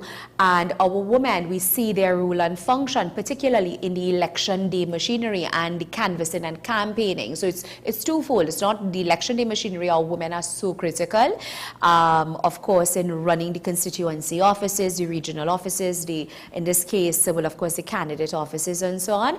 But beyond that, I mean, for the length and breadth of our campaign, our women are the one who are out with our candidates campaigning and really and truly selling the PNM story. So, if I may just steal the opportunity to, of course, thank on behalf of the People's National Movement, all of our supporters are women who came out, women who have responsibilities in their home, mothers who are employed, but still took the time, to give of themselves free of charge, just for love of country and service. So you're saying that the Women's League still retains, I suppose, the images of people like Elmina Clark-Allen and Joe New-Williams and Muriel Donovan McDavidson. Of course, and now we have Camille Philip Robinson-Regis and Lisa Morris-Julian, who, of course, do their part in empowering women in their own way, nurturing and mentoring. And if you might even look at the candidates who have offered themselves, I mean, I stand to be corrected, but there's a large majority of the PNM candidates are females, and that in itself shows that there's a place and a space for women to function and thrive really well within our party, within the structure of our party. What is the sense in the Women's League about a female political leader of the party and a future female prime minister if the PNM retains office? I mean, we have welcomed as a party a female president twice. So I sure I could speak for my colleagues when, of course, if that does indeed happen, it would be a celebration not just to the People's National Movement, but it would also be a celebration for our country as well, for the country as well. So, I mean, we have already shown through our choices for presidency that we believe that women have what it takes to, stand in offices or sit in offices, of the highest order. And certainly, I mean, a political leader that is a female, why not? Okay. Let's go back outside with our panelists in the Zoom. Let's come back to you, Nikolai Edwards. What are you saying at this point?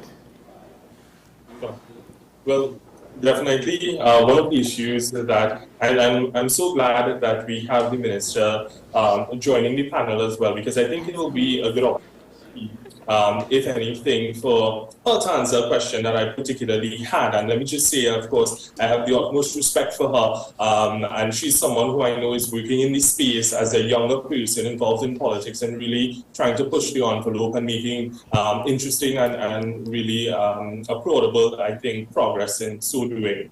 Now, the whole issue of local government reform. I had heard the minister with responsibility for local government really pegging the idea of local government reform taking place really as a consequence of the results that we would see coming out of the local government election. But my thing is that the government has already put, insofar as seeing the passage of the legislation, it's to the point where it can be enacted. We're 4 months away from the deadline. I think that the government had put on itself really with the additional year to put local government reform in place.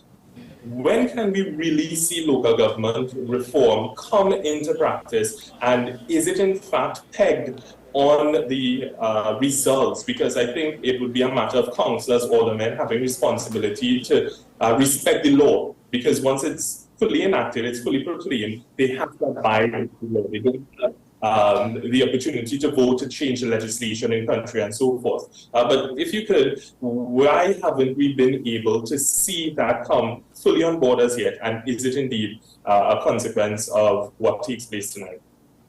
All right, thank you very much. Let's go to Dr. Before we go there, I think we're getting a report now from the UNC headquarters where we have our correspondent Bina Mahes.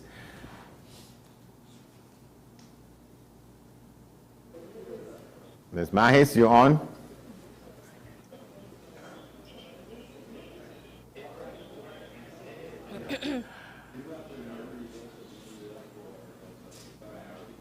I think she has to catch up with the transmission. It's delayed a little bit. So Bina Mahes reporting for us from the local government elections UNC headquarters. 2023 came to a close just about 2.5 hours ago. Now we're at the UNC headquarters at Merchant Surgeon Road in Chaguanas. The atmosphere at this point in time, it's a bit quiet, it's a bit slow. Slowly but surely a number of activists are coming in to show their support. We've seen some members of the OWTU as well come in. They're out and about. At this point in time, no officials are on the floor. At this point in time, of course, we are expecting them to come down just a bit after 9 p.m. When the more final results are expected to be due. So, like I said, it's quiet. Not much activists inside the building. Of course, we will take a walk in a bit outside and see what the atmosphere is like outside. No party mode as yet. Everything is just slow, a very slow pace, a very quiet pace here for the time being at the UNC's headquarters in Chaguanas. All right, so that was Bina Mahes reporting for us from the UNC headquarters for these local government elections. The results coming in. Tim Smith, anything you want to chew on? That's far from. Well, certainly the mood at the UNC camp really, as we saw the PNM, I thought it indicated that interview, they had themselves more in readiness to have a message come to us. I think that, the optics of that came across far better. Here you had your reporter reporting from the camp, but there's nobody around that she could interview. And therefore it didn't give you the same vibe, I think, that came from the PNM camp. The night is young yet, but I don't know if that's an early signal of what the expectations are within the camps themselves. I got the sense of a certain confidence, if you like, coming from the PNM. Now, in fairness to the UNC, there was no UNC person to interview. So, but that tells a tale as well. Yeah, well, let me see. Let's see how Dr. Megu might think about that, might respond to that. You're following the discussion, Dr. Megu? Yes. We haven't. Our officials have been all and remain at the polling divisions, at the ballot boxes, and so forth, because we want to make sure, because of the irregularity that we've seen, that we are there while the counting is going on. We have our legal advisors roving around the areas, and so we want to make sure that everything is in order, because especially from what we've seen. And later on, when we are satisfied that, and we've observed the process, and if we have any queries to make, we've registered them live, real time, plus in writing. Once that process is finished, we will be heading up to the headquarters after. But although the voting is over, the counting is really the very important part, and it's still going on. So as far as we are concerned, the election is still going on right now. It's not finished. What is your view on the reporting in the papers today saying that this thing will be decided between Sangre Grande and San Fernando, and it just so happens that the special ballots that are now in question come from San Fernando and Sangre Grande? Yeah, well, that's exactly where we have our eyes set on in terms of making sure the process is free, fair, free from fear, and that all processes are followed. And so far, they have not been. So that's a very, very serious concern of ours. So we are looking into that right now. And so I just have to say that it is a concern. We are watching, but we are confident. Throughout the campaign, there's been a tremendous outpouring of energy, of dynamism, of unity. The response we've gotten on the ground everywhere has just been absolutely incredible. And so we look forward to the results tonight for that. But we always have to be vigilant, as the events in the past couple of days have shown. So we cannot let our eyes off, although we do remain absolutely confident. Dr. Sir Angus, at this point, can you make any predictions? Proffer any? Well, I can't. Okay, go ahead. Oh, sorry. Yeah, go ahead. Let's hear you, and then we'll go to Dr. Sir Angus. All right, Dr. Denise Sir Angus. Yeah, it's difficult for me to make any predictions at this point. I think we just have to wait and see how this plays out to the end. But I want to go back to the same question that Nikolai asked the senator, because that was in my mind too. Are we going to see the implementation of the local government reform in place such that in the next 3 years at the next local government election, we're not campaigning again on intent, but we're campaigning on the performance of the implementation? And so can we see that actually being executed in this 3 years, or is it going to be on for another term that it's yet again they're campaigning on the intent? Yeah, we have to keep in mind, so we are scheduled to have general elections not too long from now. We late 2023 as it is, and those are supposed to happen in 2025, a year and plus to go, so that local government elections could probably be derailed in favor of... Well, that could be. I mean, there is a 4-year window I think it's intended to have now for local government. So if you're in 23, that really takes you to 27. So, but of course, you need to implement the legislation to make it effective. And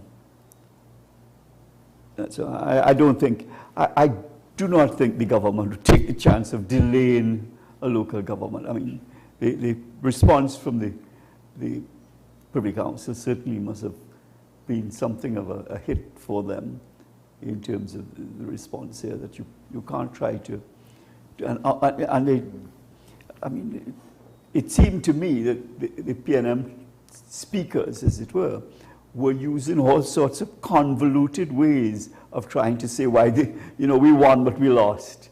If you add up the numbers on this side, when you get down to that, when you have to make those sort of excuses, you fall in my estimation anyhow. It would have been better if they took it on the chin and responded and affirmed that they would be doing, which they came around to doing it ultimately, but why put up the facade that didn't work? Yeah. Didn't work for me. Okay, Derek, we'll come back to you in a moment. I told you we have some numbers that we can go forward at this point. This is Arima Northeast, and PNM's Kim Garcia doing, well, it's neck and neck here. Yeah, these numbers. Kim Garcia of the PNM, 632, and Jaizino Rigsby of the UNC, 23. Oh, this came up earlier, didn't it? Well, it's, I mean, different numbers. Yeah. Those two. But at least Mr. Garcia it's a little bit ahead. Arlene Ramdeo of the PNM, 1,097 versus Chanel Roberts of the UNC, 950, and that is airing. That is part of the bottom south of the country. Marabella East for the PNM, 1,015, Dave Paris and Kern Ramden, 1,304, 1,304, and that is in the San Fernando City Corporation, Marabella East. Cedrus, that's in the Sipara Borough Corporation, the PNM's Anthony Von Ganis, 715, Shankar Tilak Singh, he's the incumbent there, 1,771, and Patricia Gore for the PP, I think, 16. Montrose in the Chaguanas Borough Corporation, the PNM's Andel Paramsuk, now at 604, and Melissa Jarunanan of the UNC, 888. 141, that's the number of spaces, of seats to be taken in these local government elections. That is Otahiti Rusilak in the Sipara Regional Corporation. Curtis Karabai of the PNM, 1,310.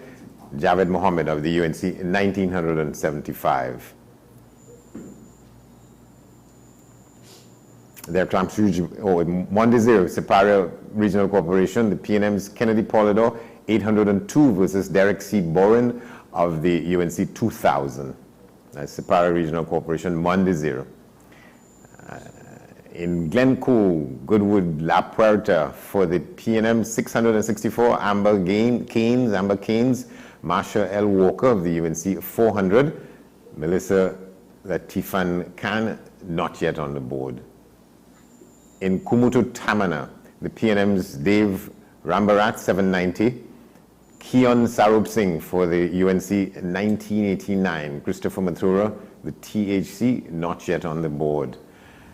And let's come back inside Derek Ramson. What are you seeing at this point? Thank you, Andy. Yeah. What we're seeing is that the politics have not changed. It's the same traditional voting behavior pattern. Where the UNC is strong, they are still showing that they're strong. When the PNM is strong, they're still being strong. The question tonight is going to be, how do we decide who wins this local government election? What we're seeing is a voting pattern that is maintaining the status quo. So are we going to walk away tonight with the PNM still being in control of San Fernando, although there may be some seat arrangements, or whether or not the PNM could be able to make inroads into the Sandy Grande district? Outside of that, all we're seeing is an odd seat or two or voter bragging rights in a particular geographic space. So what we're seeing, this entire election may really be much to do about nothing, because at the end of the day, you're putting a local government reform that has yet to be clearly defined and worked out. You have yet to have a proper debate between all the political parties. What type of local government reform do they need? We also have yet to see whether or not a referendum, the opposition using the local government as a referendum on the leadership of Dr. Rowley. At the end of the night, it may not have made much of a difference because the issues are not seen by the voting behavior pattern. You're seeing, or practically, the same thing. And I think that's the lesson tonight, whether or not either political parties have been able to motivate not only their base, but the crossover vote or the undecided voter. So for all the airtime that you've had, whether or not your ground machinery to convince people on the doorsteps was effective, yes or no? Do you have a sense from your party's campaigning what what the effort was from the party? Where did you all seek to put more emphasis? What do you want to capture? Well, certainly when we would have entered into the local government election campaigning season, our eyes would have been on Sangre Grande South, Sangre Grande Northeast, Marabella with Marcus Girdari. We were also very hopeful with Lingua Princestown because of the candidate, his hold and his role in that community. Of course, we were looking at Cedras. We were hoping to make some inroads. We are hoping to make some inroads in Siparia and also inroads in Chaguanas. So that would have been some of the areas that we would have been hopeful where we could have had some further PNM intrusion. But of course, focusing on our base as well, because, again, springboarding off of the submissions that was just made, let's be real. Based on the voter statistics, based on the stats that has already been, that is before us, it is clear that we are seeing to a great extent that the status quo has been maintained. I believe it's only when the counting is completed and all the numbers are in, then as a party we will be able to assess if we were successful at all, as would have been alluded to previously, whether we were able to convince some undecided voters or even new voters in particular. I don't have the stats before me relative to how many new voters we have had, but one of our campaign strategy was also focusing on the new and young voters. And it is only really when we have all of the numbers that are in, we would be able to make in our post-mortem, be able to make that assessment. And certainly from that post-mortem, we would have to do a significant amount of introspection as to how are we really going. And I'll be very honest, entering into, if I may just deviate a little bit, entering into politics for me, personally, from the household that I am from, personally, and being of East Indian heritage and all of that, it was about making a decision for choosing a political party whose principles, core principles and values is one that I aligned with, not simply voting or supporting based on my ethnicity.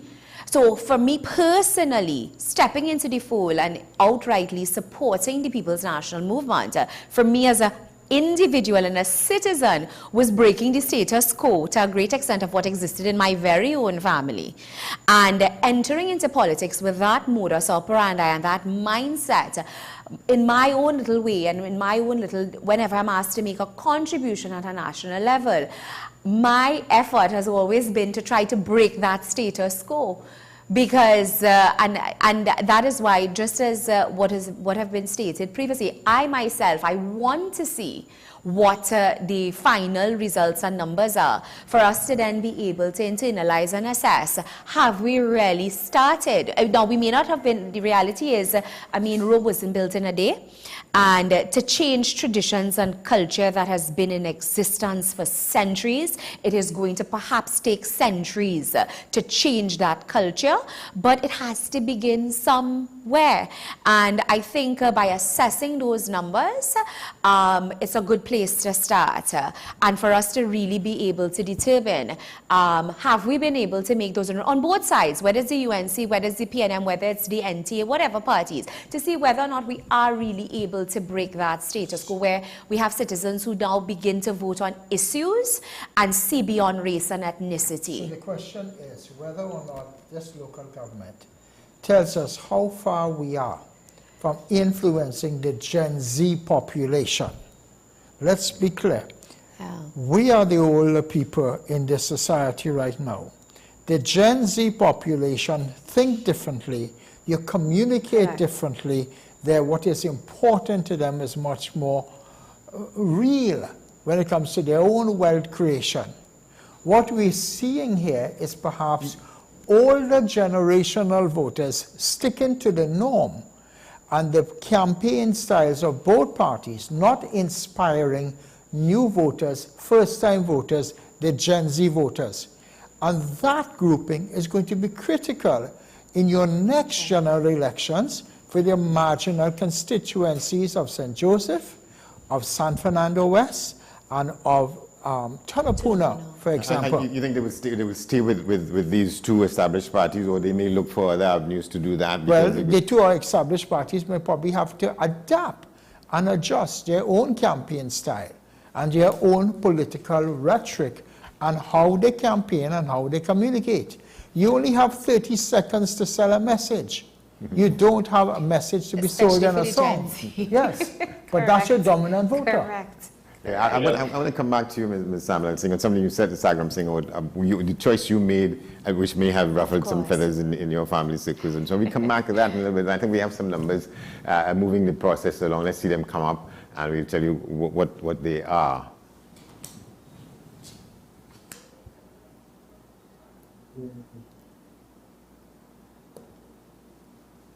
We seem to have some delay with the bringing of the numbers. But if we go back to your point, one of the points you made earlier was that you were putting some focus on CDRUS, and that's where Mr.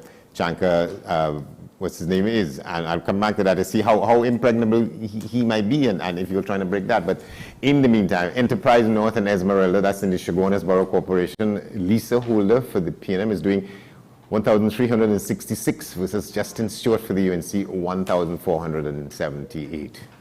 Enterprise North Esmeralda. In Kokal, Mafeking, the PNM's Imran Ali, 599 to the Renel A. Kisun of the UNC, 971. I'm sure it's not the Imran Ali I know, but he's an attorney who used to be a reporter. The Neil Rain for the PNM, this is Claxton Bay Point up here at 1102, and Shazida N. Khan Mohammed for the UNC, 2,236. Claxton Bay Point up here. An interesting place if we're talking about the ethnicities and the ethnic makeup and some parts of the constituency. In Rio Claro South, this is Mayaro, Rio Claro, in the regional corporation there. I think that's one of the new ones. That's one of the two new ones that came out between the last election and now. Rio Claro South, Jeron Mohammed for the PNM, 895. David T. Law for the UNC, 1,223. And this is Savanetta Point Lisas, again, Kuva Tabaki Talpara Regional Corporation. The PNM's Rajendra Gosain at 948 versus Ramchan Rajbal Maharaj at 2309. Ramchan Rajbal Maharaj, 2308 in fact. It was 948 for Rajendra Gosain.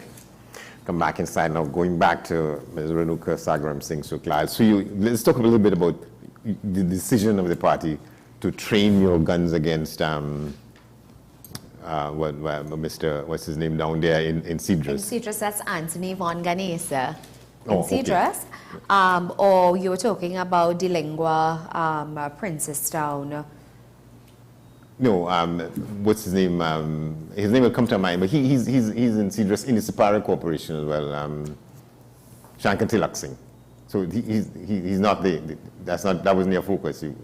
No, I wouldn't say so. I think what we would have done is, of course, coming back with our focus would have been one of our focus in our campaign would have, of course, been selling the idea of local government reform and the improvement is what to bring to the 14 corporations.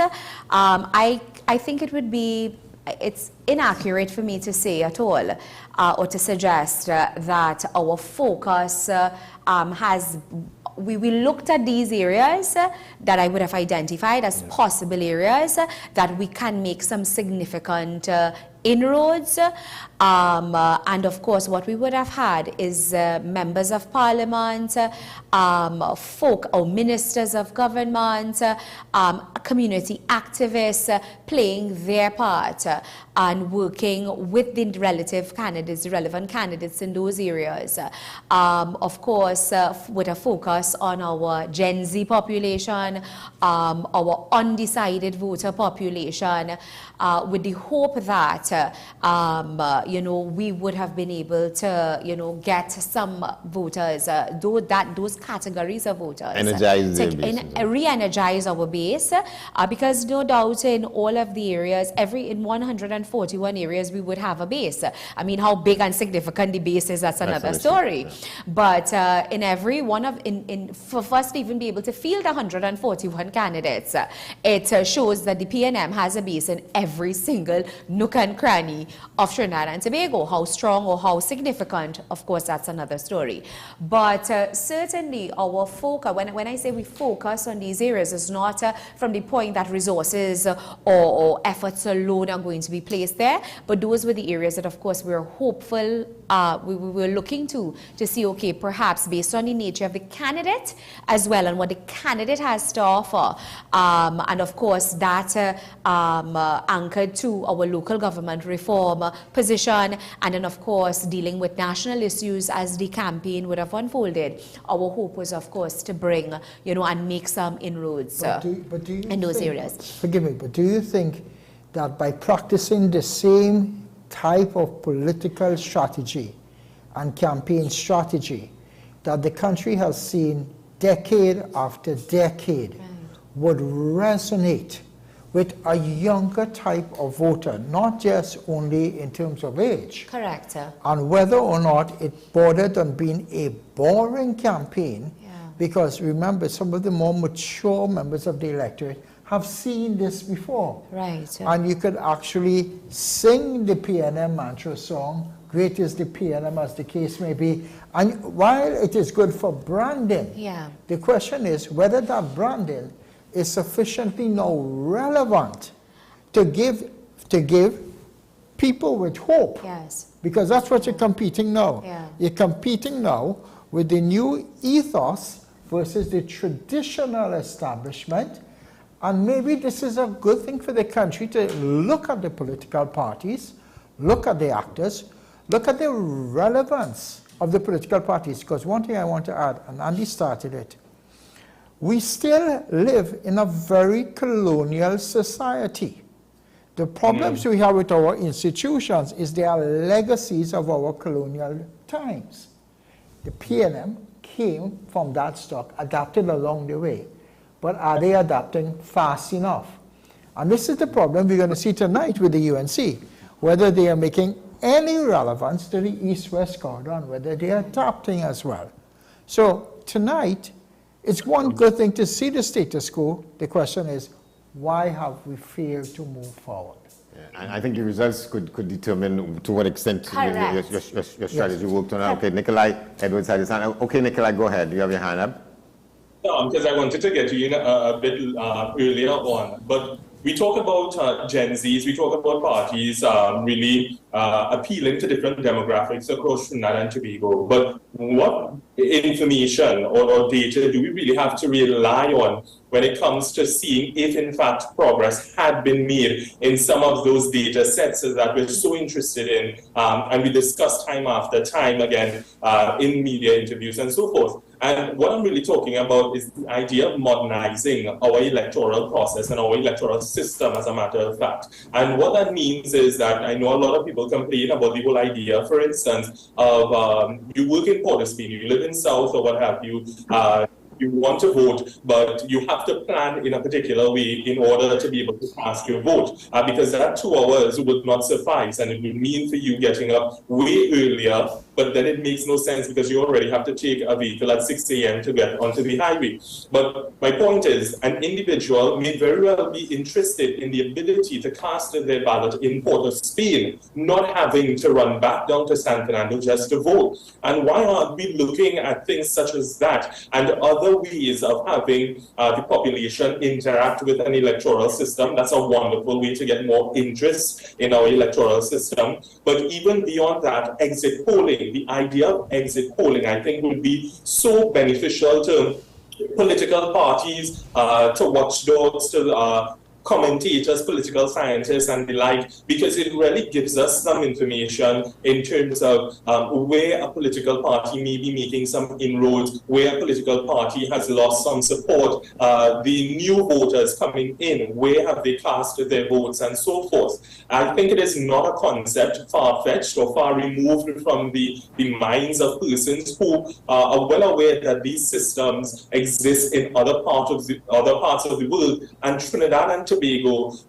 for one reason or another, we can't seem to be able to benefit from the latest technology and so forth. And it really boils down to corruption and all of these different things, which I really don't care to get into right now. But the point is, we have available to us knowledge, information to develop our systems, our electoral systems, and those issues that are being spoken about in terms of the same way of doing the politics and whether or not it's resonating, those can in some way by the state should we modernize our electoral system. Wait a second. Let me, okay, I'll come back to you, Derek. I just wanted, I thought I saw Dr.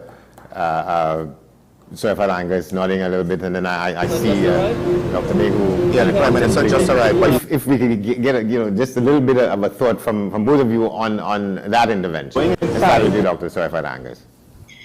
Well, I would love to see that put into place, because we all know that during the Tobago House of Assembly elections, we have a lot of Tobagonians who live in Trinidad, and it becomes a fiasco for them to get to Tobago to even vote.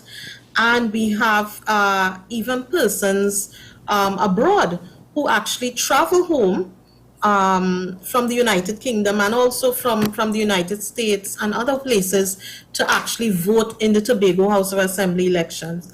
So it is something that perhaps we can look at and should look at, and therefore that would take away the issues of the perception of tampered with ballot boxes that are in the special voting, and it would certainly lift, our level of democracy, I would think, in the country, and encourage people to get involved in the voting process again. For too long, we have seen persons who, we have such large voters lists, and yet persons are not enthused to come out. Perhaps, doing something like that, we would increase the voter turnout across the board. All right, Dr. May, we're going to have to, I'll come back to you. I'm told that there's somebody, a report standing by with us by the House. I see Sean Michael Stewart, Sean Michael Small. Sean? Okay, you all ready? Just now, are we trying to touch base with the respective studios? All right, so you have Laura sitting here, right? She's going to give us a statement. Laura. She's going to give us a statement with results now. Waiting on everybody, all the media outlets to be ready. Yeah? No. Sorry. Not yet. You ready? Yeah. You ready?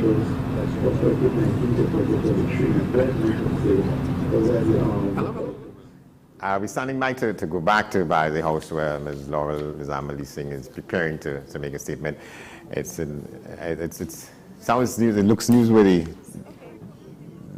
Tim Hammersmith. Good evening, Trinidad and Tobago. Once again, it looks newsworthy. All right, so we're going back to Barnsley House now. Minister Dr. Keith Rowley, who has actually come to this compound for the first time since we've had some work done to it, and we are very happy to be broadcasting here. We have some updates insofar as 2 municipalities are concerned. We can safely declare that we've retained all 6 seats in the Point Fortin Borough Corporation. I can give you the numbers if you wish. New Village, PNM 546. UNC 191, PEP 49, MHJ 45, Egypt PNM 674, NTA 211, PEP 94, Hollywood PNM 541, NTA 169. Hollywood was the district with 5 candidates. PEP 41, MSJ 30, and the independent candidate retained 57 votes.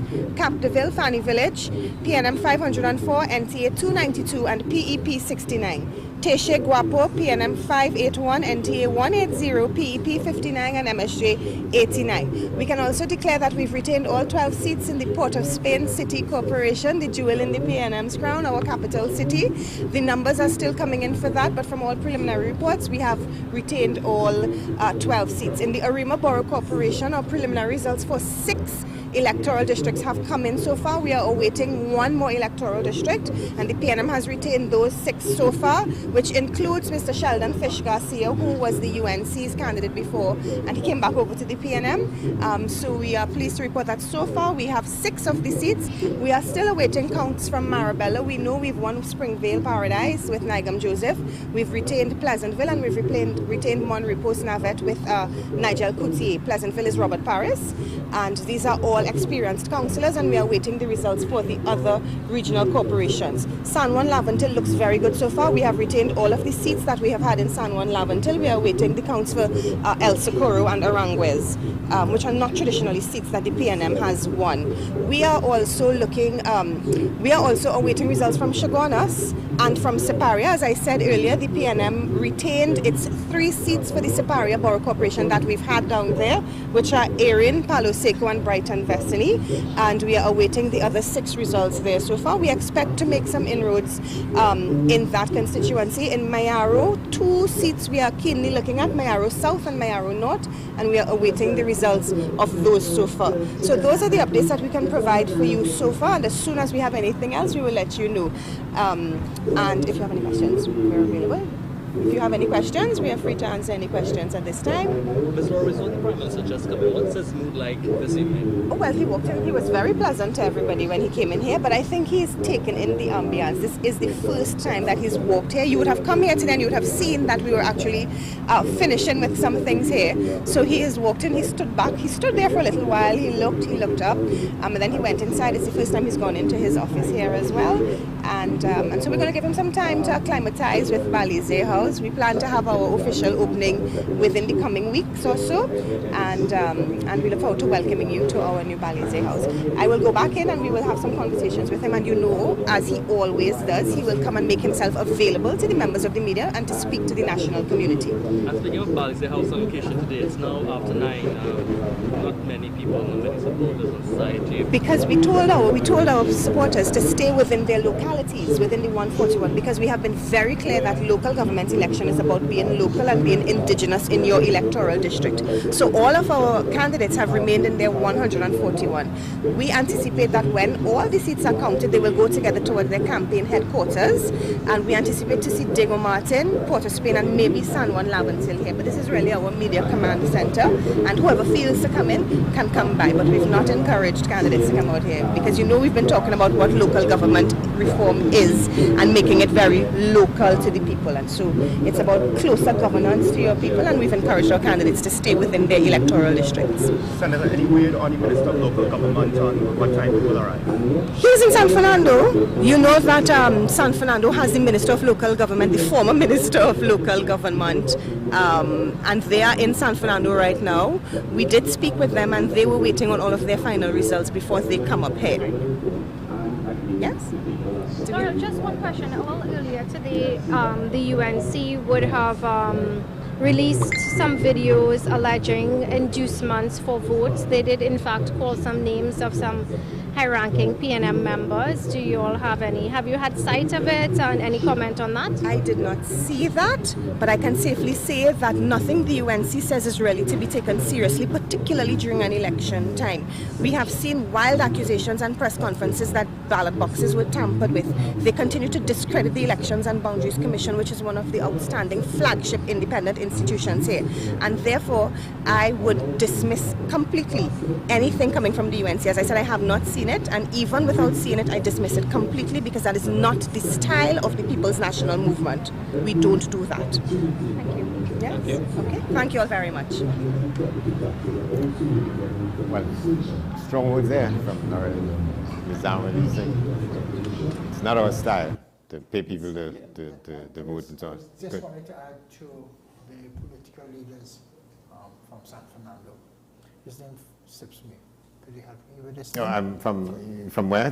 San Fernando, the young gentleman, the young gentleman. Nikolai Edwards. Sorry, my apologies. Nikolai Edwards, yeah. Going But back to this point. I think Nikolai is very, very correct. One of the challenges in this country is that of the funding of polls. It is deeply disappointed that no media house would seek it important to fund polls. or even where polls are very expensive tools of determining what people think. And as our society evolves and as the politics mature, we need to have more and more of instruments such as polls. The other thing we needed to look at is Instagram as a tool for political messaging that the younger population would have. Whereas in places like Canada, they use Twitter for more issue-based. In this country, they're now looking at Instagram. So the political communication style using new technology for the younger generation must be taken seriously. And the institutions such as the media and other government authorities, if they need to get their messages, have got to change the tool that they use. But what do you think, what has happened over the years? Because it seems to me that political polling had become part of a staple of, you know, the Ryan polls, and you had others, you were doing some of it. What do you think, why do you think media houses have backed away from Because one, what media houses want to do, and this is, let me go a little deeper into the media houses. There are too many reporters who have a political agenda, and the media houses allow these reporters to use them to put their agenda. And therefore, anything that is critical or that will create a result that is critical of party A or party B is frowned upon. Also, your media market is small, competitive, and perhaps collapsing. So they don't have the kind of space, financial space, right, to actually run these ads. All right, I want to come back to you on that point, because in my experience as a journalist, Derek, people accuse me of having a political agenda when I had never had any. And I know sometimes people because they don't agree with what you say or your comment, that you have. Yeah. I think Nikolai Edwards wants to take his leave, and he wants to get in the last word. Nikolai?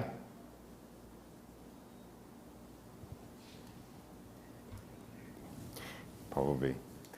All right, but so okay, let's stay with them out there. He probably has left his post there. He left with us for the time being. Dr. Mago, what do you make of some of what you've heard in the last 5-10 minutes?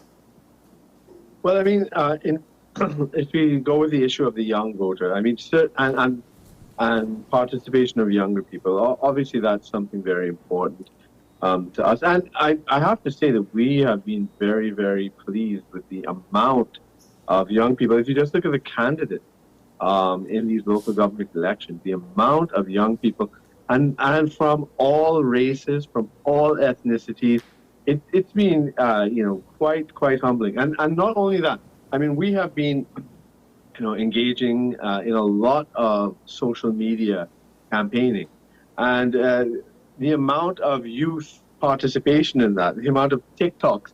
Now, a lot of times these things cannot be shown on on traditional media outlets, sometimes because of language they might use and so forth. But that's the way they're expressing themselves, and that's the way they do express themselves, and that is their form of participation, and through these social media channels. And there is a lot. I think that if we just get wider than this particular narrow election discussion, I think the education system has really failed the people of this country in that respect. People don't know what the role of an MP actually is, as opposed to a minister or as opposed to a councillor. And people get it, and people who should know better get it mixed up all the time. An MP is part of the legislature, not part of the executive, and the executive has two levels. But these sorts of things, people don't understand, and then there's a general cynicism that sort of passes as political analysis very often, kind of discouraging people to get involved in the process at all.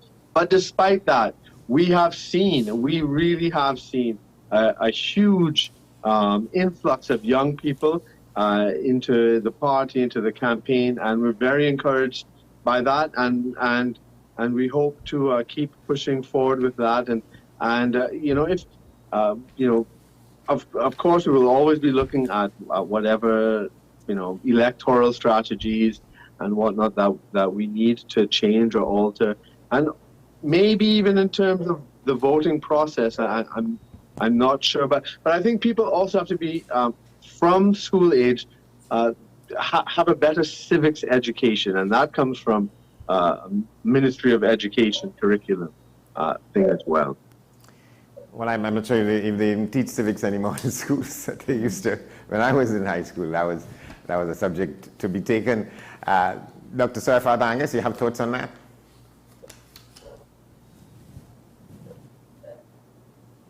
Absolutely. I think we need a revamp of our whole education system. Right now, our education system is failing our young people, and we are turning out more young people who can't find themselves in society, who seem to be lost, who end up on the street corners and end up in trouble.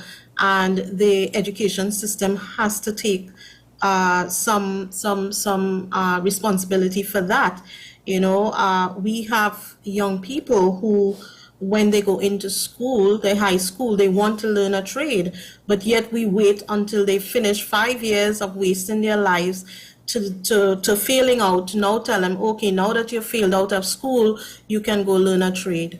And that has to change. We also have to bring back the civic that we are teaching in schools, because I think it's because of the lack of that it also has contributed to the low voter turnout that we are seeing over the years. And that has to be addressed.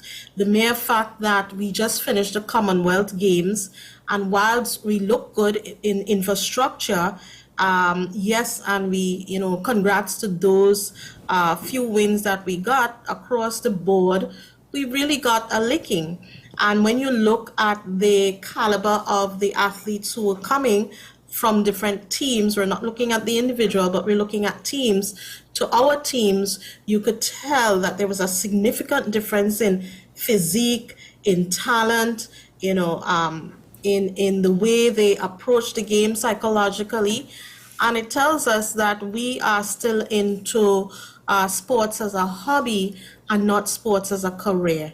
And I think the time has come for us to create sporting academies where we have young people who start earlier in their development to focus and really choose a career in a sport and really give them that full support. We have children who have talent, but they're struggling. Parents are struggling to feed their children, struggling to get them the equipment. I mean, that should not be. If the government sees that a young person has that level of potential, then we have to invest in that young person. If not, that person ends up being a high school dropout many of the times and not making, themselves to be further on in their lives or fulfilling their purpose. And so again, we see where we can do that. It's time for us to streamline the education system and not just focus on straight academia, but to be able to give our young people the opportunity to develop in different ways, even those in the cultural art forms. Let us choose from early what those careers need to be, and it's not just focus on the academia. Give the young people choice and create a more holistic and relevant education system to our local Caribbean focus. And our education system should be aligned with the way we want to produce. Dr. Surfat Angus, I want you to hold a point that we need to go. We're going to Bina Mahes, who's at the UNC headquarters for us. Bina Mahes, with Khadija Amin, one of the members of the Tunapuna Regional Corporation.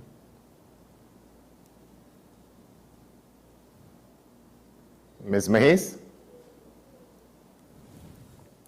The crowd is slowly building. A number of officials, a number of MPs are here, and we're quite fortunate tonight to have with us the St. Augustine Member of Parliament and Shadow Minister of Local Government and Rural Development, of course, Ms. Khadija Amin. Ms. Amin, thank you so much for joining us here tonight on WESN. So we understand that the UNC, we heard you before, the UNC would have declared 7 regional corporations as well. Can you give us a brief idea as what's taking place on the ground right now? Certainly, I find it interesting that or even the seats where we did not win, we have made significant inroads. Right. In several areas where we did not win some seats for many years, we have won seats. So, for instance, in Sandy Grande, we're able to win back the seats we do have, and we also won an additional seat. So we have the Valencia West seat coming in with Neil De Silva. That is an additional seat. So the UNC has moved from the PNM being in charge of that Sandy Grande Corporation. We had won 4 seats and then they won 4 seats. Right. Then we won 5 and they had 3. So I understand we have won 7 seats this time. Right. So it is really interesting, and it speaks to the quality of representation from the UNC, people being fed up of the PNM. We will continue to work and represent people, but in every region we have seen an increase. We have won back our seat in San Fernando City, where the UNC council across the floor to the PNM. The UNC candidate for that area, Ms. Sasha Ali, has won that seat. We congratulate her. We also have news coming in that Macmillan has won his seat, John Michael Ali Bukas. We are waiting for the final results, but that is an interesting city and an interesting municipality to watch. We have won, of course, Shogunas Borough. We have retained this Couva. We have retained Saparia, Pinal Devi Mayaro. So we are just waiting to get some more results, but so far it is very positive for the UNC. Right, and earlier today, Ms. Amin, we received reports that the political leader, Mrs. Kamala Bissessa, she was a bit concerned because of some discrepancies. Has that been laid to rest now? Oh no, these are things that we will pursue, that the party will pursue. There are some things that may require a legal challenge. There are some things that may require an investigation, a proper investigation. We still have an issue with the special voters, special ballot boxes, where there were some discrepancies and the EBC has been asked to properly investigate it. Today we had a number of situations with irregularities. We had situations with the PNM canvassing, intimidating voters. Some of those were brought to the attention of returning officers. So those are situations that, of course, we would have made official reports there. And I think it's important for voters not to be intimidated at all when they go to the polls. So we fought a clean election. We ran a clean campaign.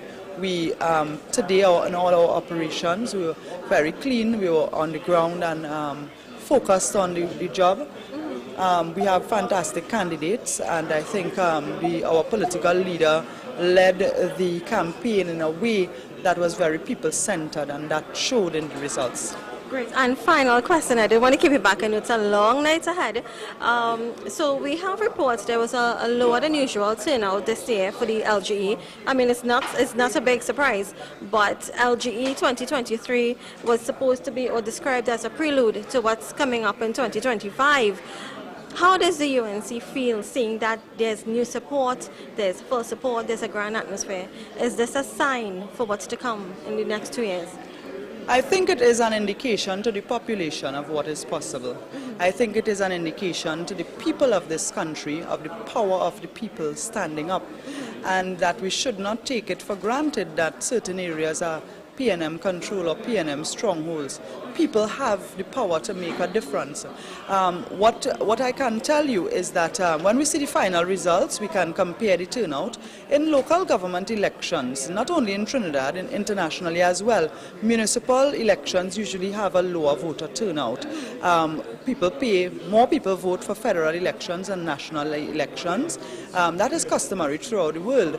I think because of the type of campaign that Kamala Bissessa ran, you saw more interest in local government. Local government is not just about collecting garbage and cleaning drains. The political leaders spoke about local government being able to create secure communities, being able to create local economic development, support small and micro entrepreneurs, make safer playgrounds, safer schools, create employment. creating employment, joblessness, unemployment, those are serious issues that the population find to be important. And whereas previously, and what traditional campaigns for local government would not focus on these because they would be considered, and even the Prime Minister said those are national issues. But I think Kamla Persad-Bissessar in her campaign was able to demonstrate how these issues that are very relevant to the population, that how local government can provide solutions. And I think that generated a lot of interest from people, yes. Okay, great. Thank you so much, Ms. Amin. So with us just now, of course, the St. Augustine MP, Ms. Khadija Amin, and Ms. Amin is also the Shadow for Local Government and Rural Development. Back to you in studio, Mr. Johnson. Thank you very much, Sabina. Well, back in the studio here, what do you make of well, I mean, if one is to believe the results as Khadija Amin has stated them, they suggest that I think it would turn out to be 5-7 in favor of the UNC. Though I don't know. I don't know if it's coming from a partisan source, yes. And therefore we'll have to wait until we have real results in. But it could be indicating that.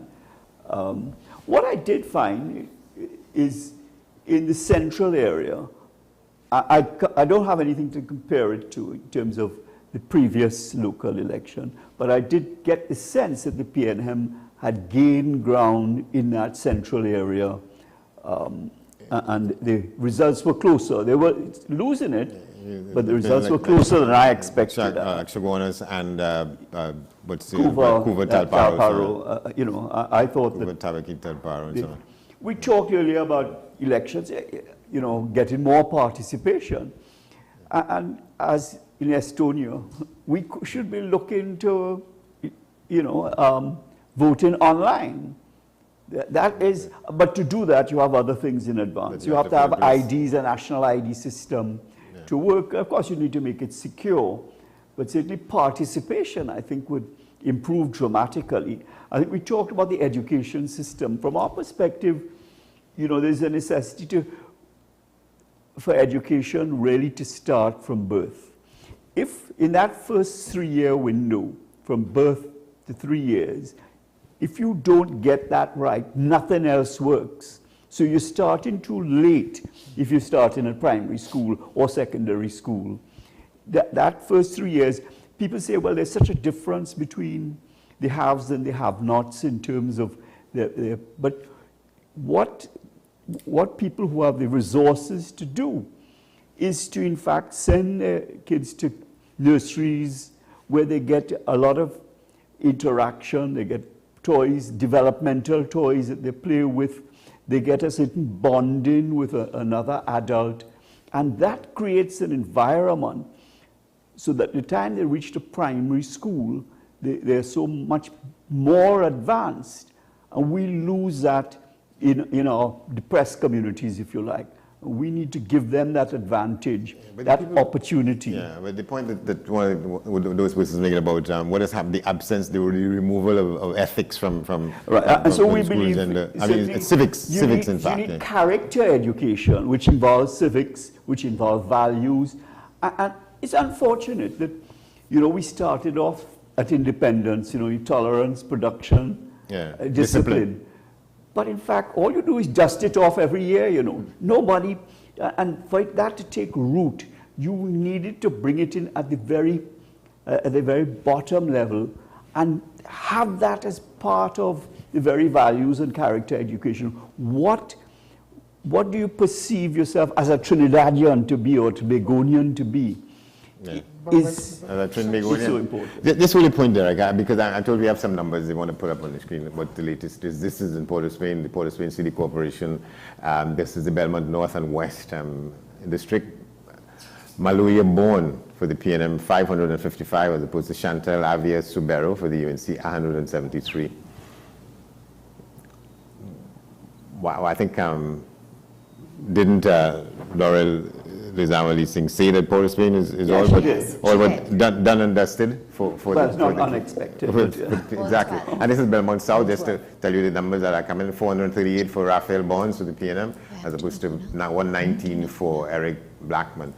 So I think those are the numbers that fill out the story. It says that the PNM has retained the Port of Spain Corporation. Clint Batiste and East Dry River, 410 to Catherine Perry for the UNC, 126. Those are the numbers that tell the story about the Port of Spain retaining, the PNM retaining the Port of Spain Corporation. In North Port of Spain, Abena Hartley for the PNM, 537 versus Darren Garner for the UNC, 94. What else is there? What's the PDP in some of those? All right. So that's irrelevant. The PEP and that's really irrelevant. Esther Sylvester, Sinaz River Central, let's call the number there. For the PNM, Esther Sylvester for the PNM, 246. Kenny Lee, 72 and 87. We're going to the PNM, the Balize House for another. All updates. One, we are pleased to report that we seem to have retained San Fernando City Corporation, but we are awaiting the final count. We have maintained Kokie Turuba from preliminary reports with a very narrow margin. As per usual, the candidate Teresa Lynch Haddad would have won that seat by 1 vote in the past. So a margin just around 50, maybe a little less. But more importantly, it is now 9:30 and Prime Minister Dr. Rowley will address you in exactly half hour. So he will be out here at 10 o'clock to speak with all of you, to answer your questions and to speak with the nation. Yes? Okay. Thank you all. Thank you very much. Go ahead. And the situation with Kokie Turuba, if what we're hearing is the PNM have retained it, and what we're also hearing that the Marabella South Vistabella has also been retained by the UNC, albeit by a very narrow margin. It tells you about the status quo of our politics. But I want to shift a bit. This is supposed to be about local government reform. There are two elements of it that is still missing. One, in places like Belize, local government elections are fixed date within the Constitution. So this presents an opportunity, if you want to improve governance at the local government level, that we go back to the drawing board and have a meaningful debate, not about the political parties, but also about all the stakeholders, to bring a better level of governance. And the second thing is local government value for money at this point in time? Are we spending so much revenue and resources for local government, and are we getting value for money? And that's the second thing, because you have central government, you have the local government elements, you have the special purpose companies, and we still have potholes on our roads, right? So that's what I'm saying.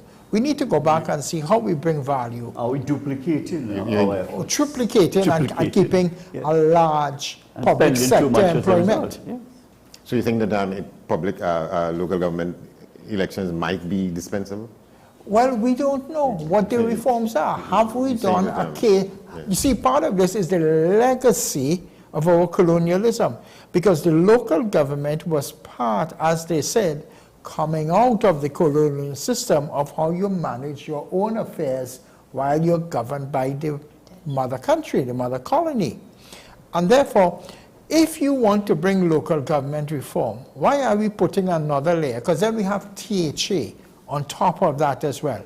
So work out our monthly bill for public services just on salaries and the duplication, and what value for money are we getting? And therefore, I thought the UNC had an opportunity, as they began to talk about the seats being disproportionate, where in certain parts of the country you have larger numbers for particular larger numbers of voters.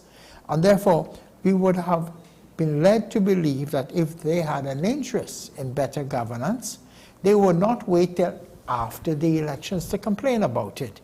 They should have been participating in the process. So just like how in the general elections there is a number of voters each constituency must have, and you can't deviate too much above or below.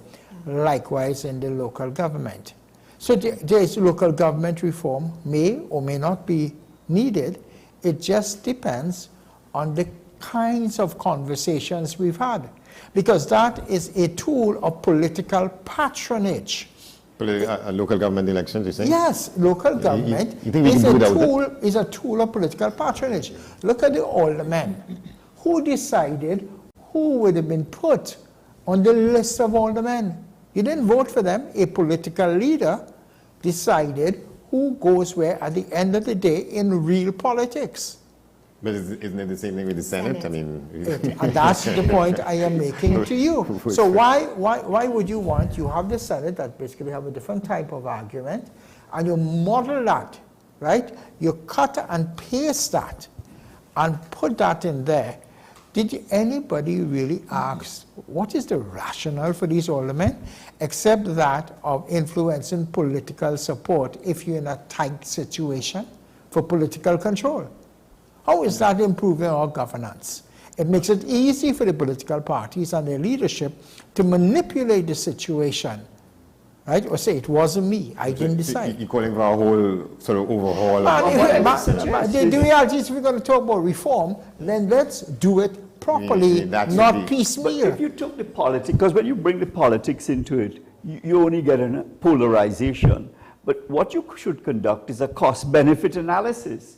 Then you know, does this work? Do we get value for money? And that's what you need to conduct.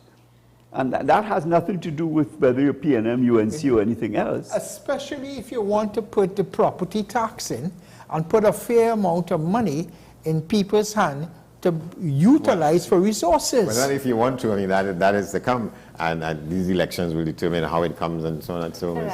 No, I'm just listening to the conversation relative to the overhaul of the whole local government structure, and I'm laughing to myself because, you know, my first degree was in history, so I totally hear Mr. Ramsamudge when he speaks from a historical perspective of course, the emergence of local government and its intention, especially during colonial times, and of course his submission and senior here, his submission relative to, you know, the requirement for an entire overhaul and using Belize as a comparator. But of course, we know the lawyer in me now, apart from just the partial historian, to bring about such change would require a special majority in our parliament. And the unfortunate reality,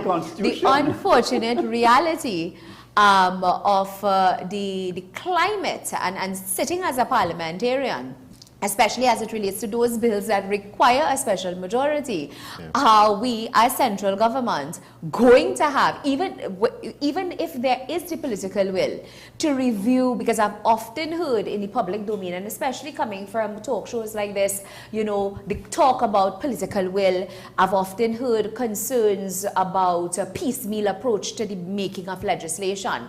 But because of where I sit now and the office in which I sit in, I can now totally understand why sometimes when it comes to bringing legislation to the parliament, I will never say it's a piecemeal approach, but why a particular approach has to be taken, because you're simply not going to get that special majority support. Why can't we horse trade? Why can't we just expose the members of parliament who are only doing what is in their personal interest or their party's interest, as opposed to that of the people's interest? I can't say that that has not been done, because throughout the length and breadth, I will dispute that, because throughout the length and breadth of our debates, so for example, and there's a history of litigation that we have taken to the parliament that carried a special majority. Those same bills failed, and we returned to the parliament.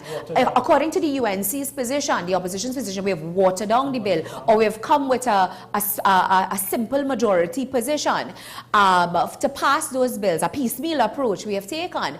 But we have had no other choice as a government, because you simply cannot get the support of the opposition. And to answer your question, Mr. Ramsamudge, how, Derek, most respectfully, whether we're the government or not, how are we going to the opposition themselves or any member following, whether it's the independent bench or the opposition bench, and more so the government bench, we need to understand our responsibility to our nation. How are you going to train someone?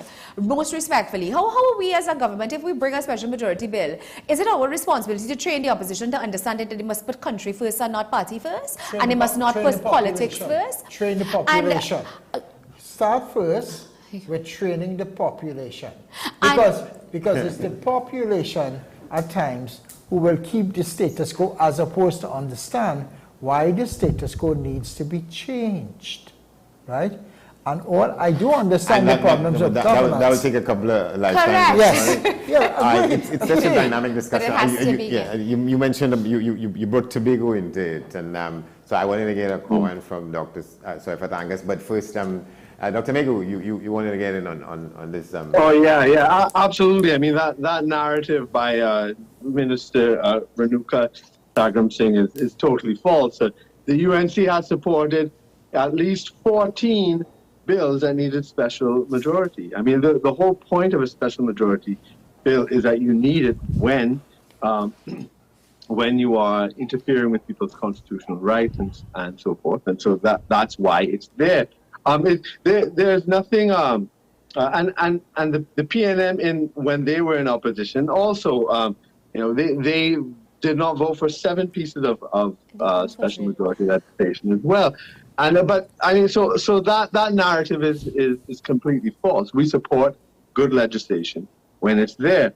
So, but if we return to the issue of local government, certainly when the PP government was in power, one of the most important things we did was we introduced proportional representation for the first time. There's been calls since 1962, and then later on in the Wooding Commission, and the PNM have been totally against that. But we see how proportional representation even helps the PNM. It helps everybody because it's a fairer voting system. We brought in legislation about fixed election dates, about giving each MP, no matter what party they came from, $10 million to work in their areas and so forth. These pieces of legislation were tabled, but they didn't get through for one reason or other. But and this is part of the politics. We live in a democracy. We don't live in a dictatorship, and one has to convince one's colleagues, one has to convince the population, and obviously, I mean, the constitutional reform is something I've been advocating and working on personally for decades as well. There are many changes that need to be done, and it's something that we must keep working on and we must keep moving toward. But yeah, so the issue of local government reform, and this local government reform does not even touch the most important things that are needed in local government reform, which is equity, first of all. So these are some of the issues, but it is law already. So it's been a ridiculous campaign to say that local government reform has been passed. It is the law. These elections have nothing to do with the implementation. It's been law since July last year, and the government, the PNM government, just has not implemented it. The only part they implemented was when they wanted to postpone the elections for a year, but then we have to take them to the Privy Council. So the law is there to be implemented. It is, they have some things in it which are decent, but it does not at all touch the most important aspects that need to be reformed. And the population, even in, I even saw it in the PNM conversations, when the population were asking questions, the ordinary supporters, the ordinary people, the ordinary citizens, they were the national issues of youth, of joblessness, of crime, of infrastructure. These are the things they were asking about, because this is really not essentially local government issues and questions. And because he talked about, he put Tobago in this mix, Dr. Soifat Angus, the issue about whether we need to have a Tobago House of Assembly. I'm interpreting what you say to say that we have to bring back all these things under consideration, right? Whether or not, what's the need for a Tobago House of Assembly? Because the decades have been spent campaigning for it. It came into being, and some people in Tobago now are probably ruining where you at. Well, clearly, the country is the country of Trinidad and Tobago, which constitutes the island of Tobago and the island of Trinidad. And so to question if we even need a Tobago House of Assembly is, a question we should not even consider, because it is absolutely necessary to ensure that the water that we are divided by does not cause us, to be treated any way unfairly in terms of delivery of services, and to do what we have to do in Tobago in terms of our own governance. So it may be a question for the other parts of the country, but certainly not where Tobago is considered. In fact, we have that Tobago bill, which is at the door of Parliament, where we are advocating for greater autonomy of Tobago. And that bill right now, I personally consider to be quite inadequate to treat with what we are experiencing in the Tobago House of Assembly right now. It is the same bill that has caused just yesterday for Ali to talk about there's a war between Tobago and Trinidad, which is not a way I subscribe to inside of us dealing with our issues and our relationship between Tobago and Trinidad. But clearly, the Tobago House of Assembly bill for greater autonomy is absolutely necessary, but the bill has to be reviewed in terms of how we legislate the framework for greater transparency and accountability inside of the Tobago House of Assembly, which we are not seeing now. Right now, the people have no powers inside of the Assembly, and that has to be addressed if we have to go forward in the spirit of democracy and ensuring that the people have the power. We need to have more voices in there for them to be heard, and not just the voice of the majority of 13 shouting over 2 and whatever they say goes. So that has to be changed, especially in light of Tobago getting greater powers over time. So the bill has to be reviewed, and it must be passed after the review. So what can you tell us about what the status of it is now? Where is it on the way to being reviewed, if at all? Well, it's currently in Parliament right now. I think it's still with one of the committees, and I know that many Tobagonians, including myself, have concerns with a few areas still within the bill. The bill that was approved by 500 and more Tobagonians signing off on the bill that went to Trinidad in 2015, I believe, or 2016, it's not the same type of bill that is there now. It has been diluted, and there are areas that we see now that are lacking given the performance of this current administration in the House. So the bill needs to be tightened. Yeah, I think the last time she spoke, Dr. Maria Dillon Rennie was calling for action to be placed to treat with it. That's so? Yes. Yes. So it is something that we are requesting must be out for review, and it is something that we are currently looking at it with. In the IDA, having consultations with various persons on it, and would be putting forward something shortly. But just for the record on that particular bill, at least straight, because it actually was just an issue I dealt with today. From the Hansard, the last debate of this bill was actually in June. It was on June 30th, 2021 in the House of Representatives. And interestingly, though, I mean, springboarding over what, well, I heard the comments made by Mr. Mayhew, but interestingly, the opposition did not show up for that debate. And he can revert to the Hansard and the records that would have reflected that on June 30th, 2021 in the House of Representatives, there was no opposition presence.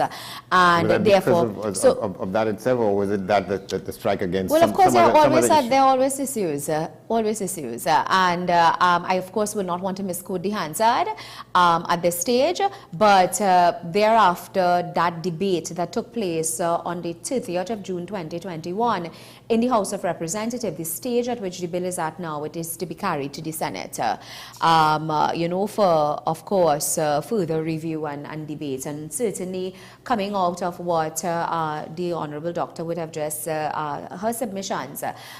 Certainly, you know, I cannot say at all that the government has not acknowledged that we will be required to, of course, continue consultation and continue discussions and conversations with the people, the citizens of Tobago, agreeing with her that, of course, we are the Republic of Trinidad and Tobago. Tobago is an equal part in this partnership, and certainly those consultations would, you know, would have to continue. But that's just for the record from the Hansard, where the Tobago self-government bill is concerned. All right, so you have your hand up electronically. Yes. To respond to Minister Sargram's as well. The opposition stood with the people of Tobago, who were absolutely dissatisfied with that bill, and which the PNM had intended to ram down the throats of the people of Tobago. And our position has always been that proper consultation with the THA and the present government in the THA was necessary, because they are not in support of that bill as it stands right now. And so that has been our position, to be in the parliament, in the central parliament, to represent the position that the people of Tobago need to be properly consulted. Most respectfully, Mr. Mayhew, and most respectfully to the members of this panel, I think that is the highest level of irresponsibility of any member of parliament to suggest that because I'm not in support, because I'm standing in support of the people of Tobago, I'm just not showing up. If you stand in support of the people of Tobago, then use that soapbox that the Parliament of Trinidad provides you with to provide a voice. Be the voice for the voiceless. If you honestly believe that the Tobagonians were being, the bill was being rammed down, that the bill was being rammed down, what I would have believed that a responsible, genuinely opposition that is genuinely concerned, what they would have done is use the opportunity when the debate came up, come to the parliament, field their speakers, and present a quality representation on behalf of the people of Trinidad and on behalf of Tobago. But the Hansard reflected that there was an absence. There was an absence on the 30th. So is there a stalemate on it? So if you can remember it. So why you think that? What is your thinking about why there's a stalemate on it, Dr. Mayhew? So it's not going anywhere. Why? The stalemate was that the PDP in Tobago felt that it did not address the issue. Again, like local government, for instance, when the PNM talk about the local government reform modeling themselves on the THA, that is absolutely false. I mean, the THA, one, is entrenched in the Constitution. Two, has a guaranteed budget of between 4.03 and 6.9% of the budget. So that's guaranteed. That's not in the local government. And for years, there was a dispute as to how much they should get, given what I spent years reporting on it, which was something was called the Simangal draft, and then it moved to another draft, and so on to agree on that figure and so on. Right. You're talking about in 1980, right? And I'm talking about 1996 when it was entrenched in the Constitution afterward, and then also they have a whole, they have a Secretary of Health, they have a Secretary of Tourism, they have a whole series of secretaries as well. That's not in this local government. But that's what the Executive Council, the purpose of while we will not have secretaries of health and named secretaries, the purpose of the reform was that is the intent of the Executive Council that is proposed or is actually legislated. If it's the intent, why isn't it there? I mean, it's a written law. And the sad part about this is that this bill too was debated in the Parliament, and the Hansard will reflect that not one opposition senator would have made said submission. So you see, it goes back again. When are we as a people really, when we are really? I don't want, because I know the position of the PNM is that we've always put with serious people. Consultation. I think it's about time that we see people before party. Perhaps that is. All right, I'm Dr. And this is where Tobago has always felt that we are just a political football being kicked backward and forward in Trinidad while we suffer in Tobago, and we are not being heard. And we need to be heard. We deserve to be heard, and this is where we expect both parties in Trinidad to come together to give Tobago what we want. Exactly, and it's not this bill. All right, thank you very much. So let's see what we could make of what has happened in Trinidad today. Then, where we the reporting was that, or the political sort of analysis was that the thing will be decided based on what happens in Sangre Grande and based on what happens in San Fernando. Issues about San Fernando. And the UNC said we want San Fernando. Correct. Exactly. I don't know where we are. No one. I did condition what my statements about, providing what we say here is accurate. So we're going to have a long night, is it? And I understand, Prime Minister, I recall Mr. Lazama Leasing said the Prime Minister would address in about 5 minutes' time. At 10 o'clock. Well, that's what they say. We're not sure if it will happen until it happens. We see. But so at this point, we're not sure what has happened with who's retained what and so on. I don't think that's correct, Again, here, we're getting mixed up here. I believe that from what the PNM said, that they retained San Fernando. Yeah, I think this is what Ms. Lizama Leasing says. And what was said by the UNC was they probably retained Sangre Grande. I thought I heard them say Sangre Grande what was said was that Marabella West was taken in San Fernando, but not the. We didn't declare the entire corporation, but Marabella West, which was a PNM, the PNM has been taken by Macamillion. So that's what we said in San Fernando. In Grande, what it was that we increased by 2 seats, I believe it was. So San Fernando, we didn't declare San Fernando, but we declared Marabella West, which we overturned. That's the UNC declaring Marabella West. So at this point, it remains 7-7? Yeah. Mm-hmm. I'm not sure. I haven't heard from the EBC yet. So, but from what Khadija Amin was saying, which I believe is from the EBC, but we can verify that. But what she did say was at Macamillion, John Michael Ali Bocas. But that only puts it that would just put you on 5-4. Correct. Right. So she did not say we took San Fernando. Right, because Coquet Taruba, I believe, was held. That's right. And if the PNM kept Coquet Taruba, and what you're saying, Dr. Mago, is true, then I believe it's the PNM holding San Fernando 5-4. Right, and what happens with Sangre Grande then? So Sangre Grande remains as it was, so that there's been no change in the overall figure. Yes, so it's the same 7-7. Same status quo. So you have a polarized country, isn't that what it's telling you? Yeah.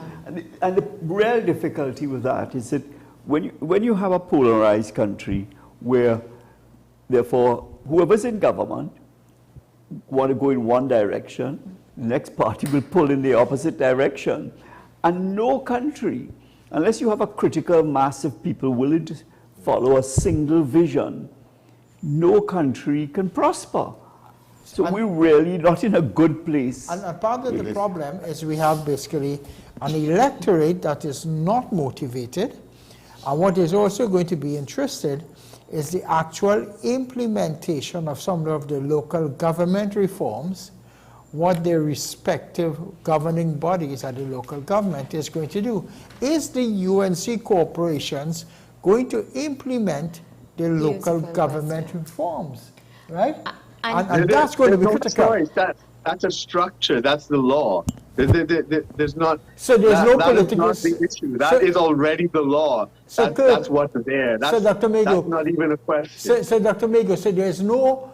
So all the noise being made, there is no political will to say we do not agree. So what is going to happen is compliance is going to set in at the expense of you having a position that this is not the local government reform we want. No, it's not. That's not the case at all. What are you saying is not going to be implemented, for example? The 4 years? Can I jump in? Can I jump in? So, for example, if we revert, no. Go ahead. So, for example, that I'm glad that Derek, that you made that point, because that has been one of my one of the positions that I have taken relative to when the question is asked. Okay, the PNM is in central government. The law has been passed. So the law is the law. Why this conversation about or the need for the PNM to now retain local government, most of the corporations in order to implement this legislation that has already been passed. And Derek made a statement about the whole issue of implementation but operationalization, and then he asked the question to Dr. Mayhew about whether or not UNC held corporations, whether or not they are going to indeed operationalize the said law when the entire law, the law in its entirety, is proclaimed. Now, why I'm saying that, and then Mr. Mayhew would have jump in and made the suggestion, what part of the law that you know, asking the question, suggesting what part of the law we're not going to support. Now, the Hansard again reflects a very large part of this legislation is property tax. And we have had senators, and I could speak for the Senate because that's where I sit, and the Hansard would reflect senators upon senators, from Senator Mark to Senator Roberts to Senate, the 6 of them that sits in the Senate, on the record indicating their strong position that one, they are going to challenge property tax legislation legally, and of course voicing their non-support for property tax. That is a critical part or element of the operationalization and implementation of local government reform, because that's where it takes money to care, and that's where the money is going to come from for these corporations to be able to do what they have to do.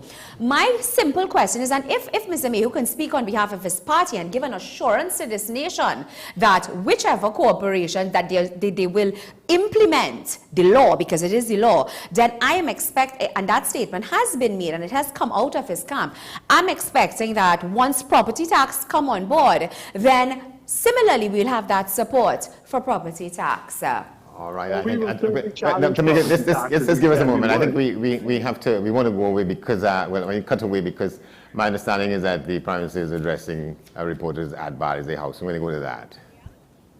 Good night, ladies and gentlemen of the media. I'm not sure that you're all hearing me. There's so much noise around. Okay. Good night, ladies and gentlemen of the media, and I gather we're going live, are we? Yes. Good night to the citizens of Trinidad and Tobago. Tonight is a very special night for us at Balize House because, as you might have observed, we are finally back in our original location. We've been working We have not been in this location for a public function since 2019. Because all of COVID, we were not here, and we've been engaging in construction of one kind or another. But we are at Balize House, where the PNM has always been for the longest while. But tonight is special because we have taken part in the electoral process in a democratic country using the Westminster system. And in the middle of our second term, we of the PNM tonight, we are very happy that we have performed much more than encouraging.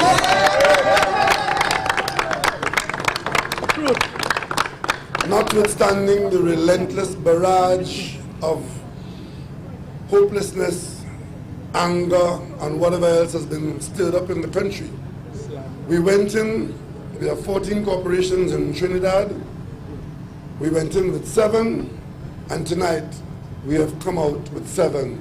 Well done! Well done, TNM. We lost a seat in San Fernando by a few votes. As a matter of fact, we've almost breasted the tape in very many votes, very many seats by a few votes. But it's only where you have crossed the line that you can claim. We lost 1 seat in San Fernando, but most importantly, the battleground of San Fernando, there were those who were going to win the borough. They won it. They won the borough. We won the city.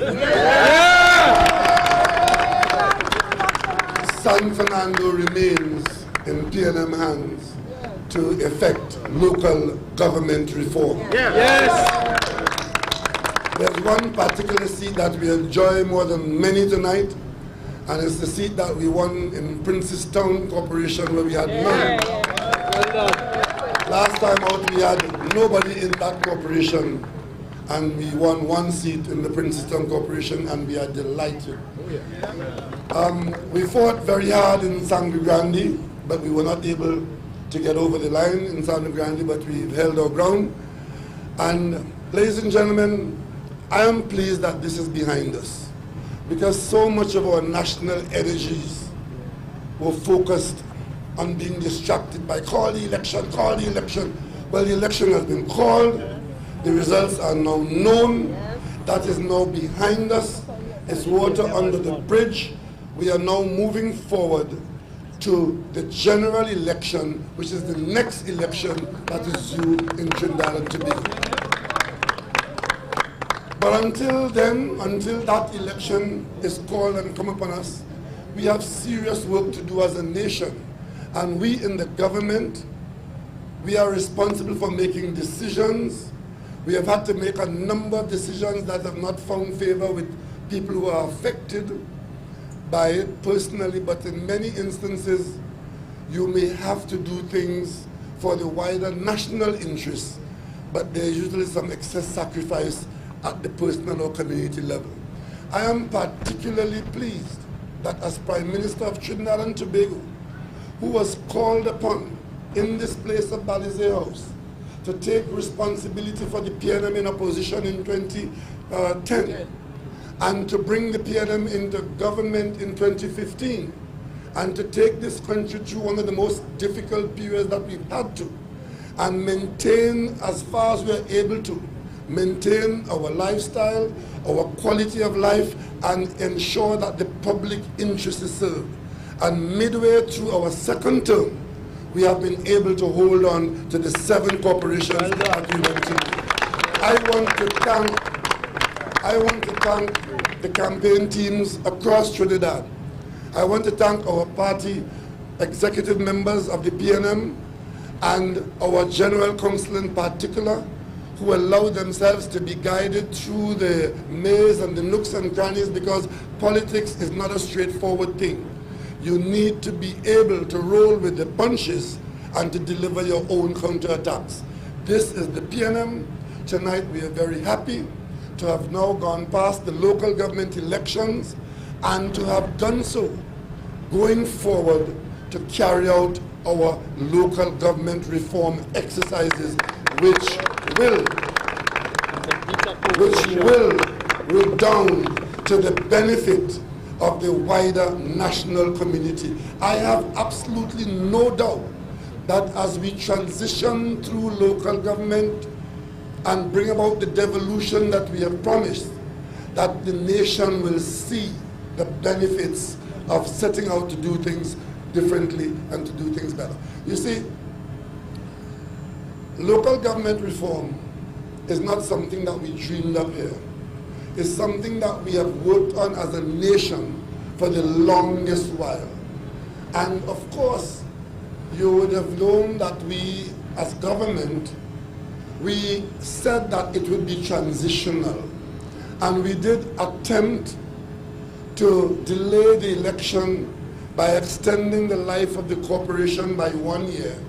And during that year, a number of preparatory things would have had to be done. You would also have seen, you know, like tonight on my way here, I was listening to a radio program, and those who on the program were saying that, well, there's so much that the population was unaware of because so many things were being done and so many laws were amended to bring about the local government reform that you're talking about. And it appears as though the population was not sufficiently attuned or educated. It is not for want of trying.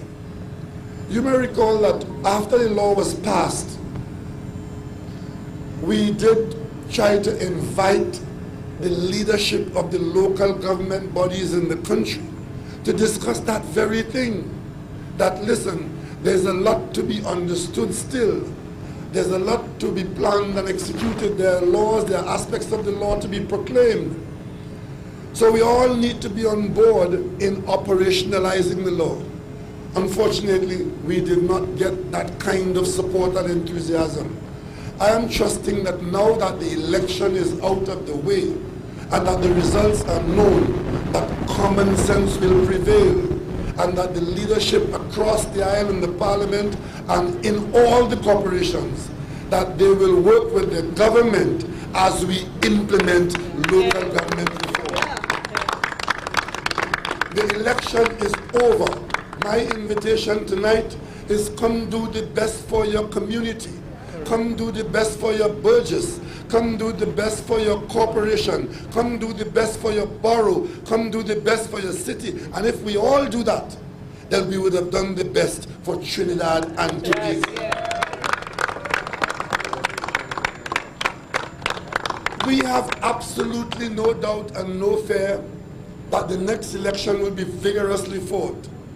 But let us not waste time trying to fight that election before it becomes due. Regardless of who comes, the PNM will be there to contest every seat in every election. One of the things that the PNM has done tonight, we've added 2 more political parties to the list of political parties defeated by the PNM.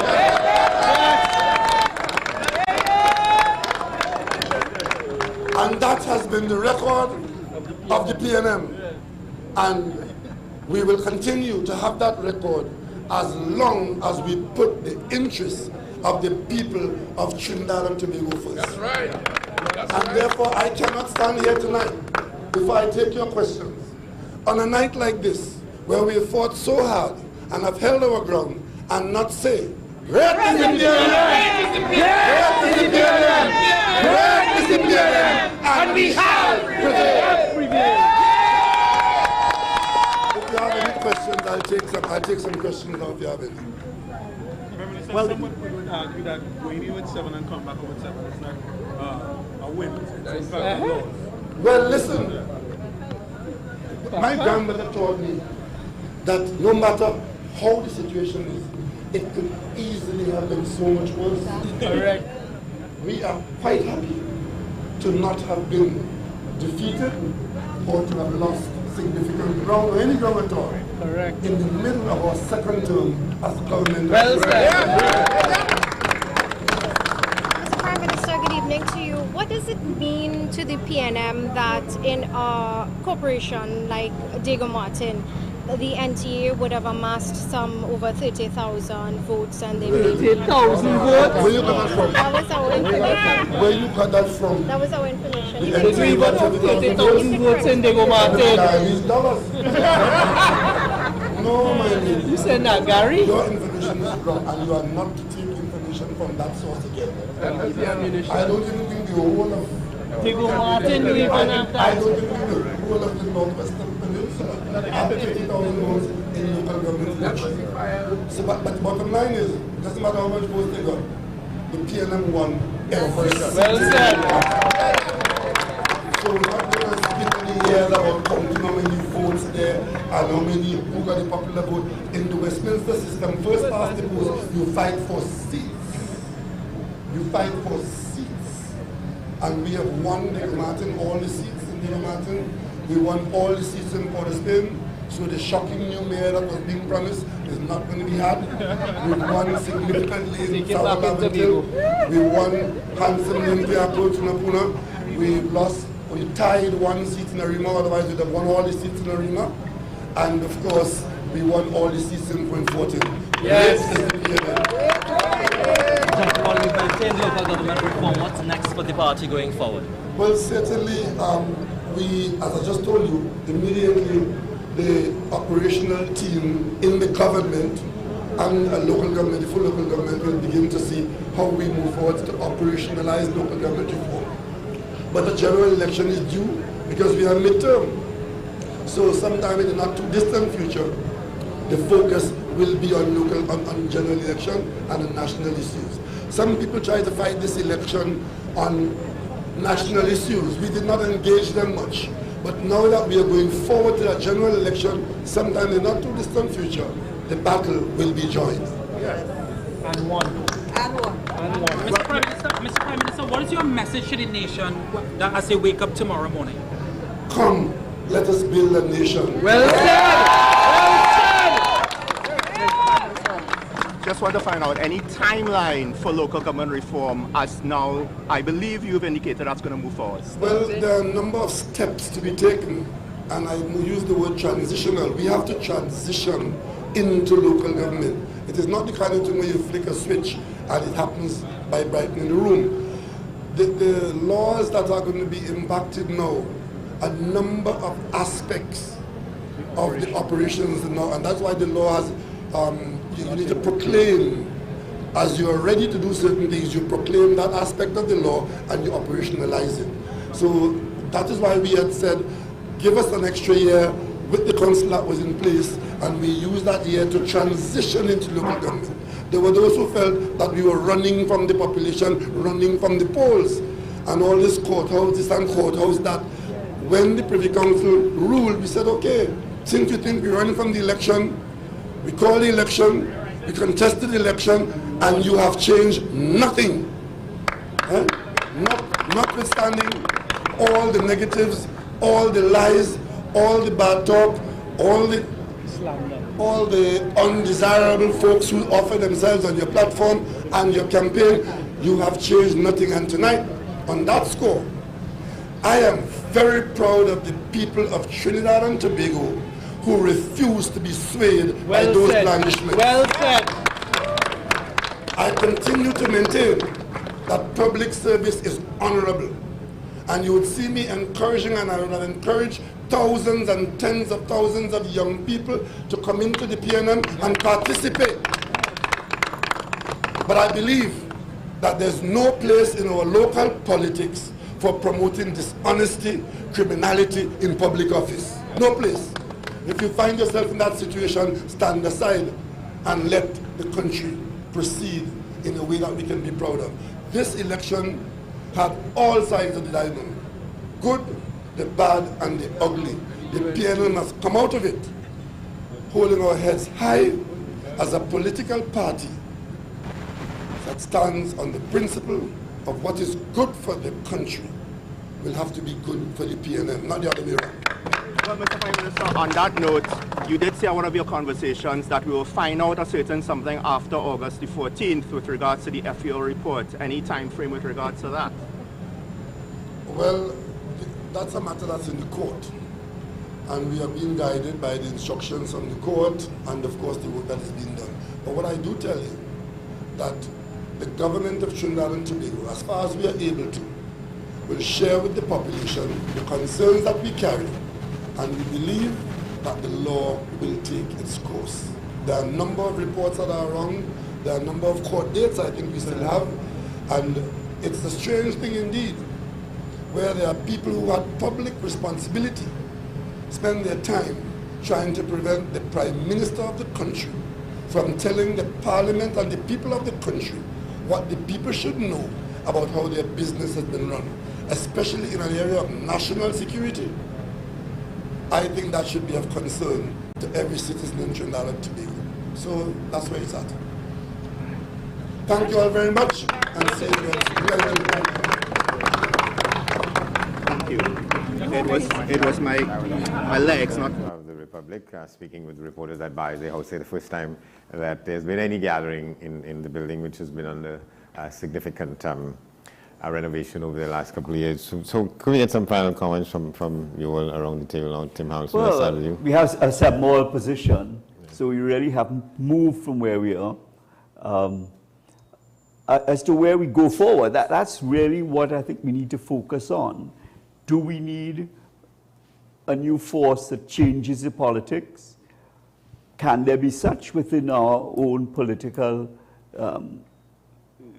persuasions of the people?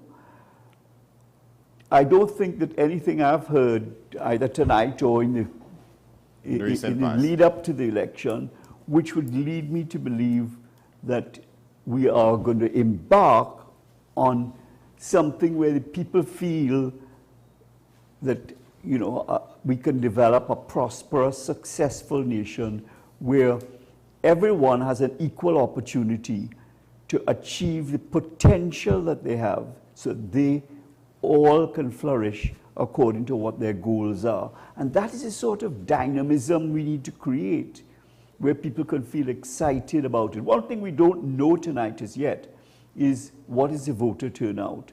And that's not unimportant. We know what the result is, but the voter turnout will also send a signal as to whether we just remain in the status quo, if in fact we've drifted backwards, or if we've gone forward. To which the population was energized about. Yes, and I think that's an important part of the equation, given that you have a 7-all outcome here tonight. Yeah, I think he put the best possible spin on it, because you don't go in with 7 expecting to come back with the same figure. You wanted to win in that kind of ways. Derek Ramsewich? I think general elections campaign have now started from tomorrow morning. And the lessons from this local government of inspiring your electorate, of getting your messaging right, of convincing voters to vote for X or Y regardless of our flaws in our present system, is what will happen from tomorrow morning. So we're going to have a greater level of brutality in the politics as the country drives towards the new general elections. Senator Renuka Sagram Singh Suklal, what's your take? What's your closing comment? I just want to thank you again for the opportunity to sit with these most esteemed, gentlemen, and of course the panel, Mr. Dr. Mehu, or 2 doctors who are joining us. I just want to reinforce the words of the Honorable Prime Minister. Come tomorrow morning. Let us, and this is something that I have personally said on the political hustings over the past couple of months, and as cliche as it may sound, come my brother, come my sister, take our hands and let's build our nation together, because that has always been the modus operandi of our party throughout the length and breadth of this election, and more so our Honorable Prime Minister. So tomorrow, the election results are in today, yes, but tomorrow it's a new day, and it's about building our nation as we seek to implement and operationalize local government reform. Because whether you're red or yellow, once a local government is operationalized in a manner in which it is intended to, we can only see this redounding to the benefit of every single citizen, whether you're from Never Dirty, Laventille, whether you're in the heart of Siparia, Montenegro, wherever, it can only redound to the benefit of our citizens. And because, of course, I'm a proud member of the People's National Movement, I will, of course, take the opportunity, though, to remind the nation that the People's National Movement will always stand as a better and right choice for this nation. And, just springboarding off of what Mr. Ramsey, which has been advocating for all even this afternoon, especially to our young voters, and coming off of what Mr. Hammersmith say, I do believe with conviction that in the People's National Movement there's a place and a space for every single citizen, irrespective of race, class or creed, to be able to succeed and more so evolve and be all that they can be. So thank you very much for the opportunity. Well, thanks to you and the other 2 gentlemen on the panel. Thanks also to our guests who've been with us, Dr. Kirk Mehu and Dr. Denise Fadangas, Nikolai Edwards, for all of us here at WESN. Thank you very much. I'm Andy Johnson. We see you around.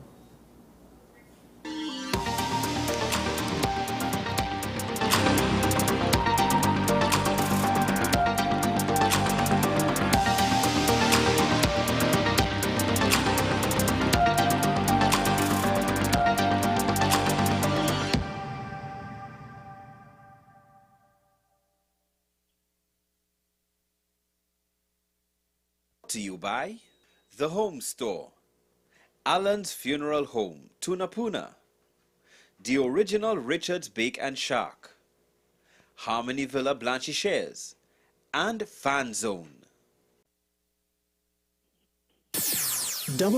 WESN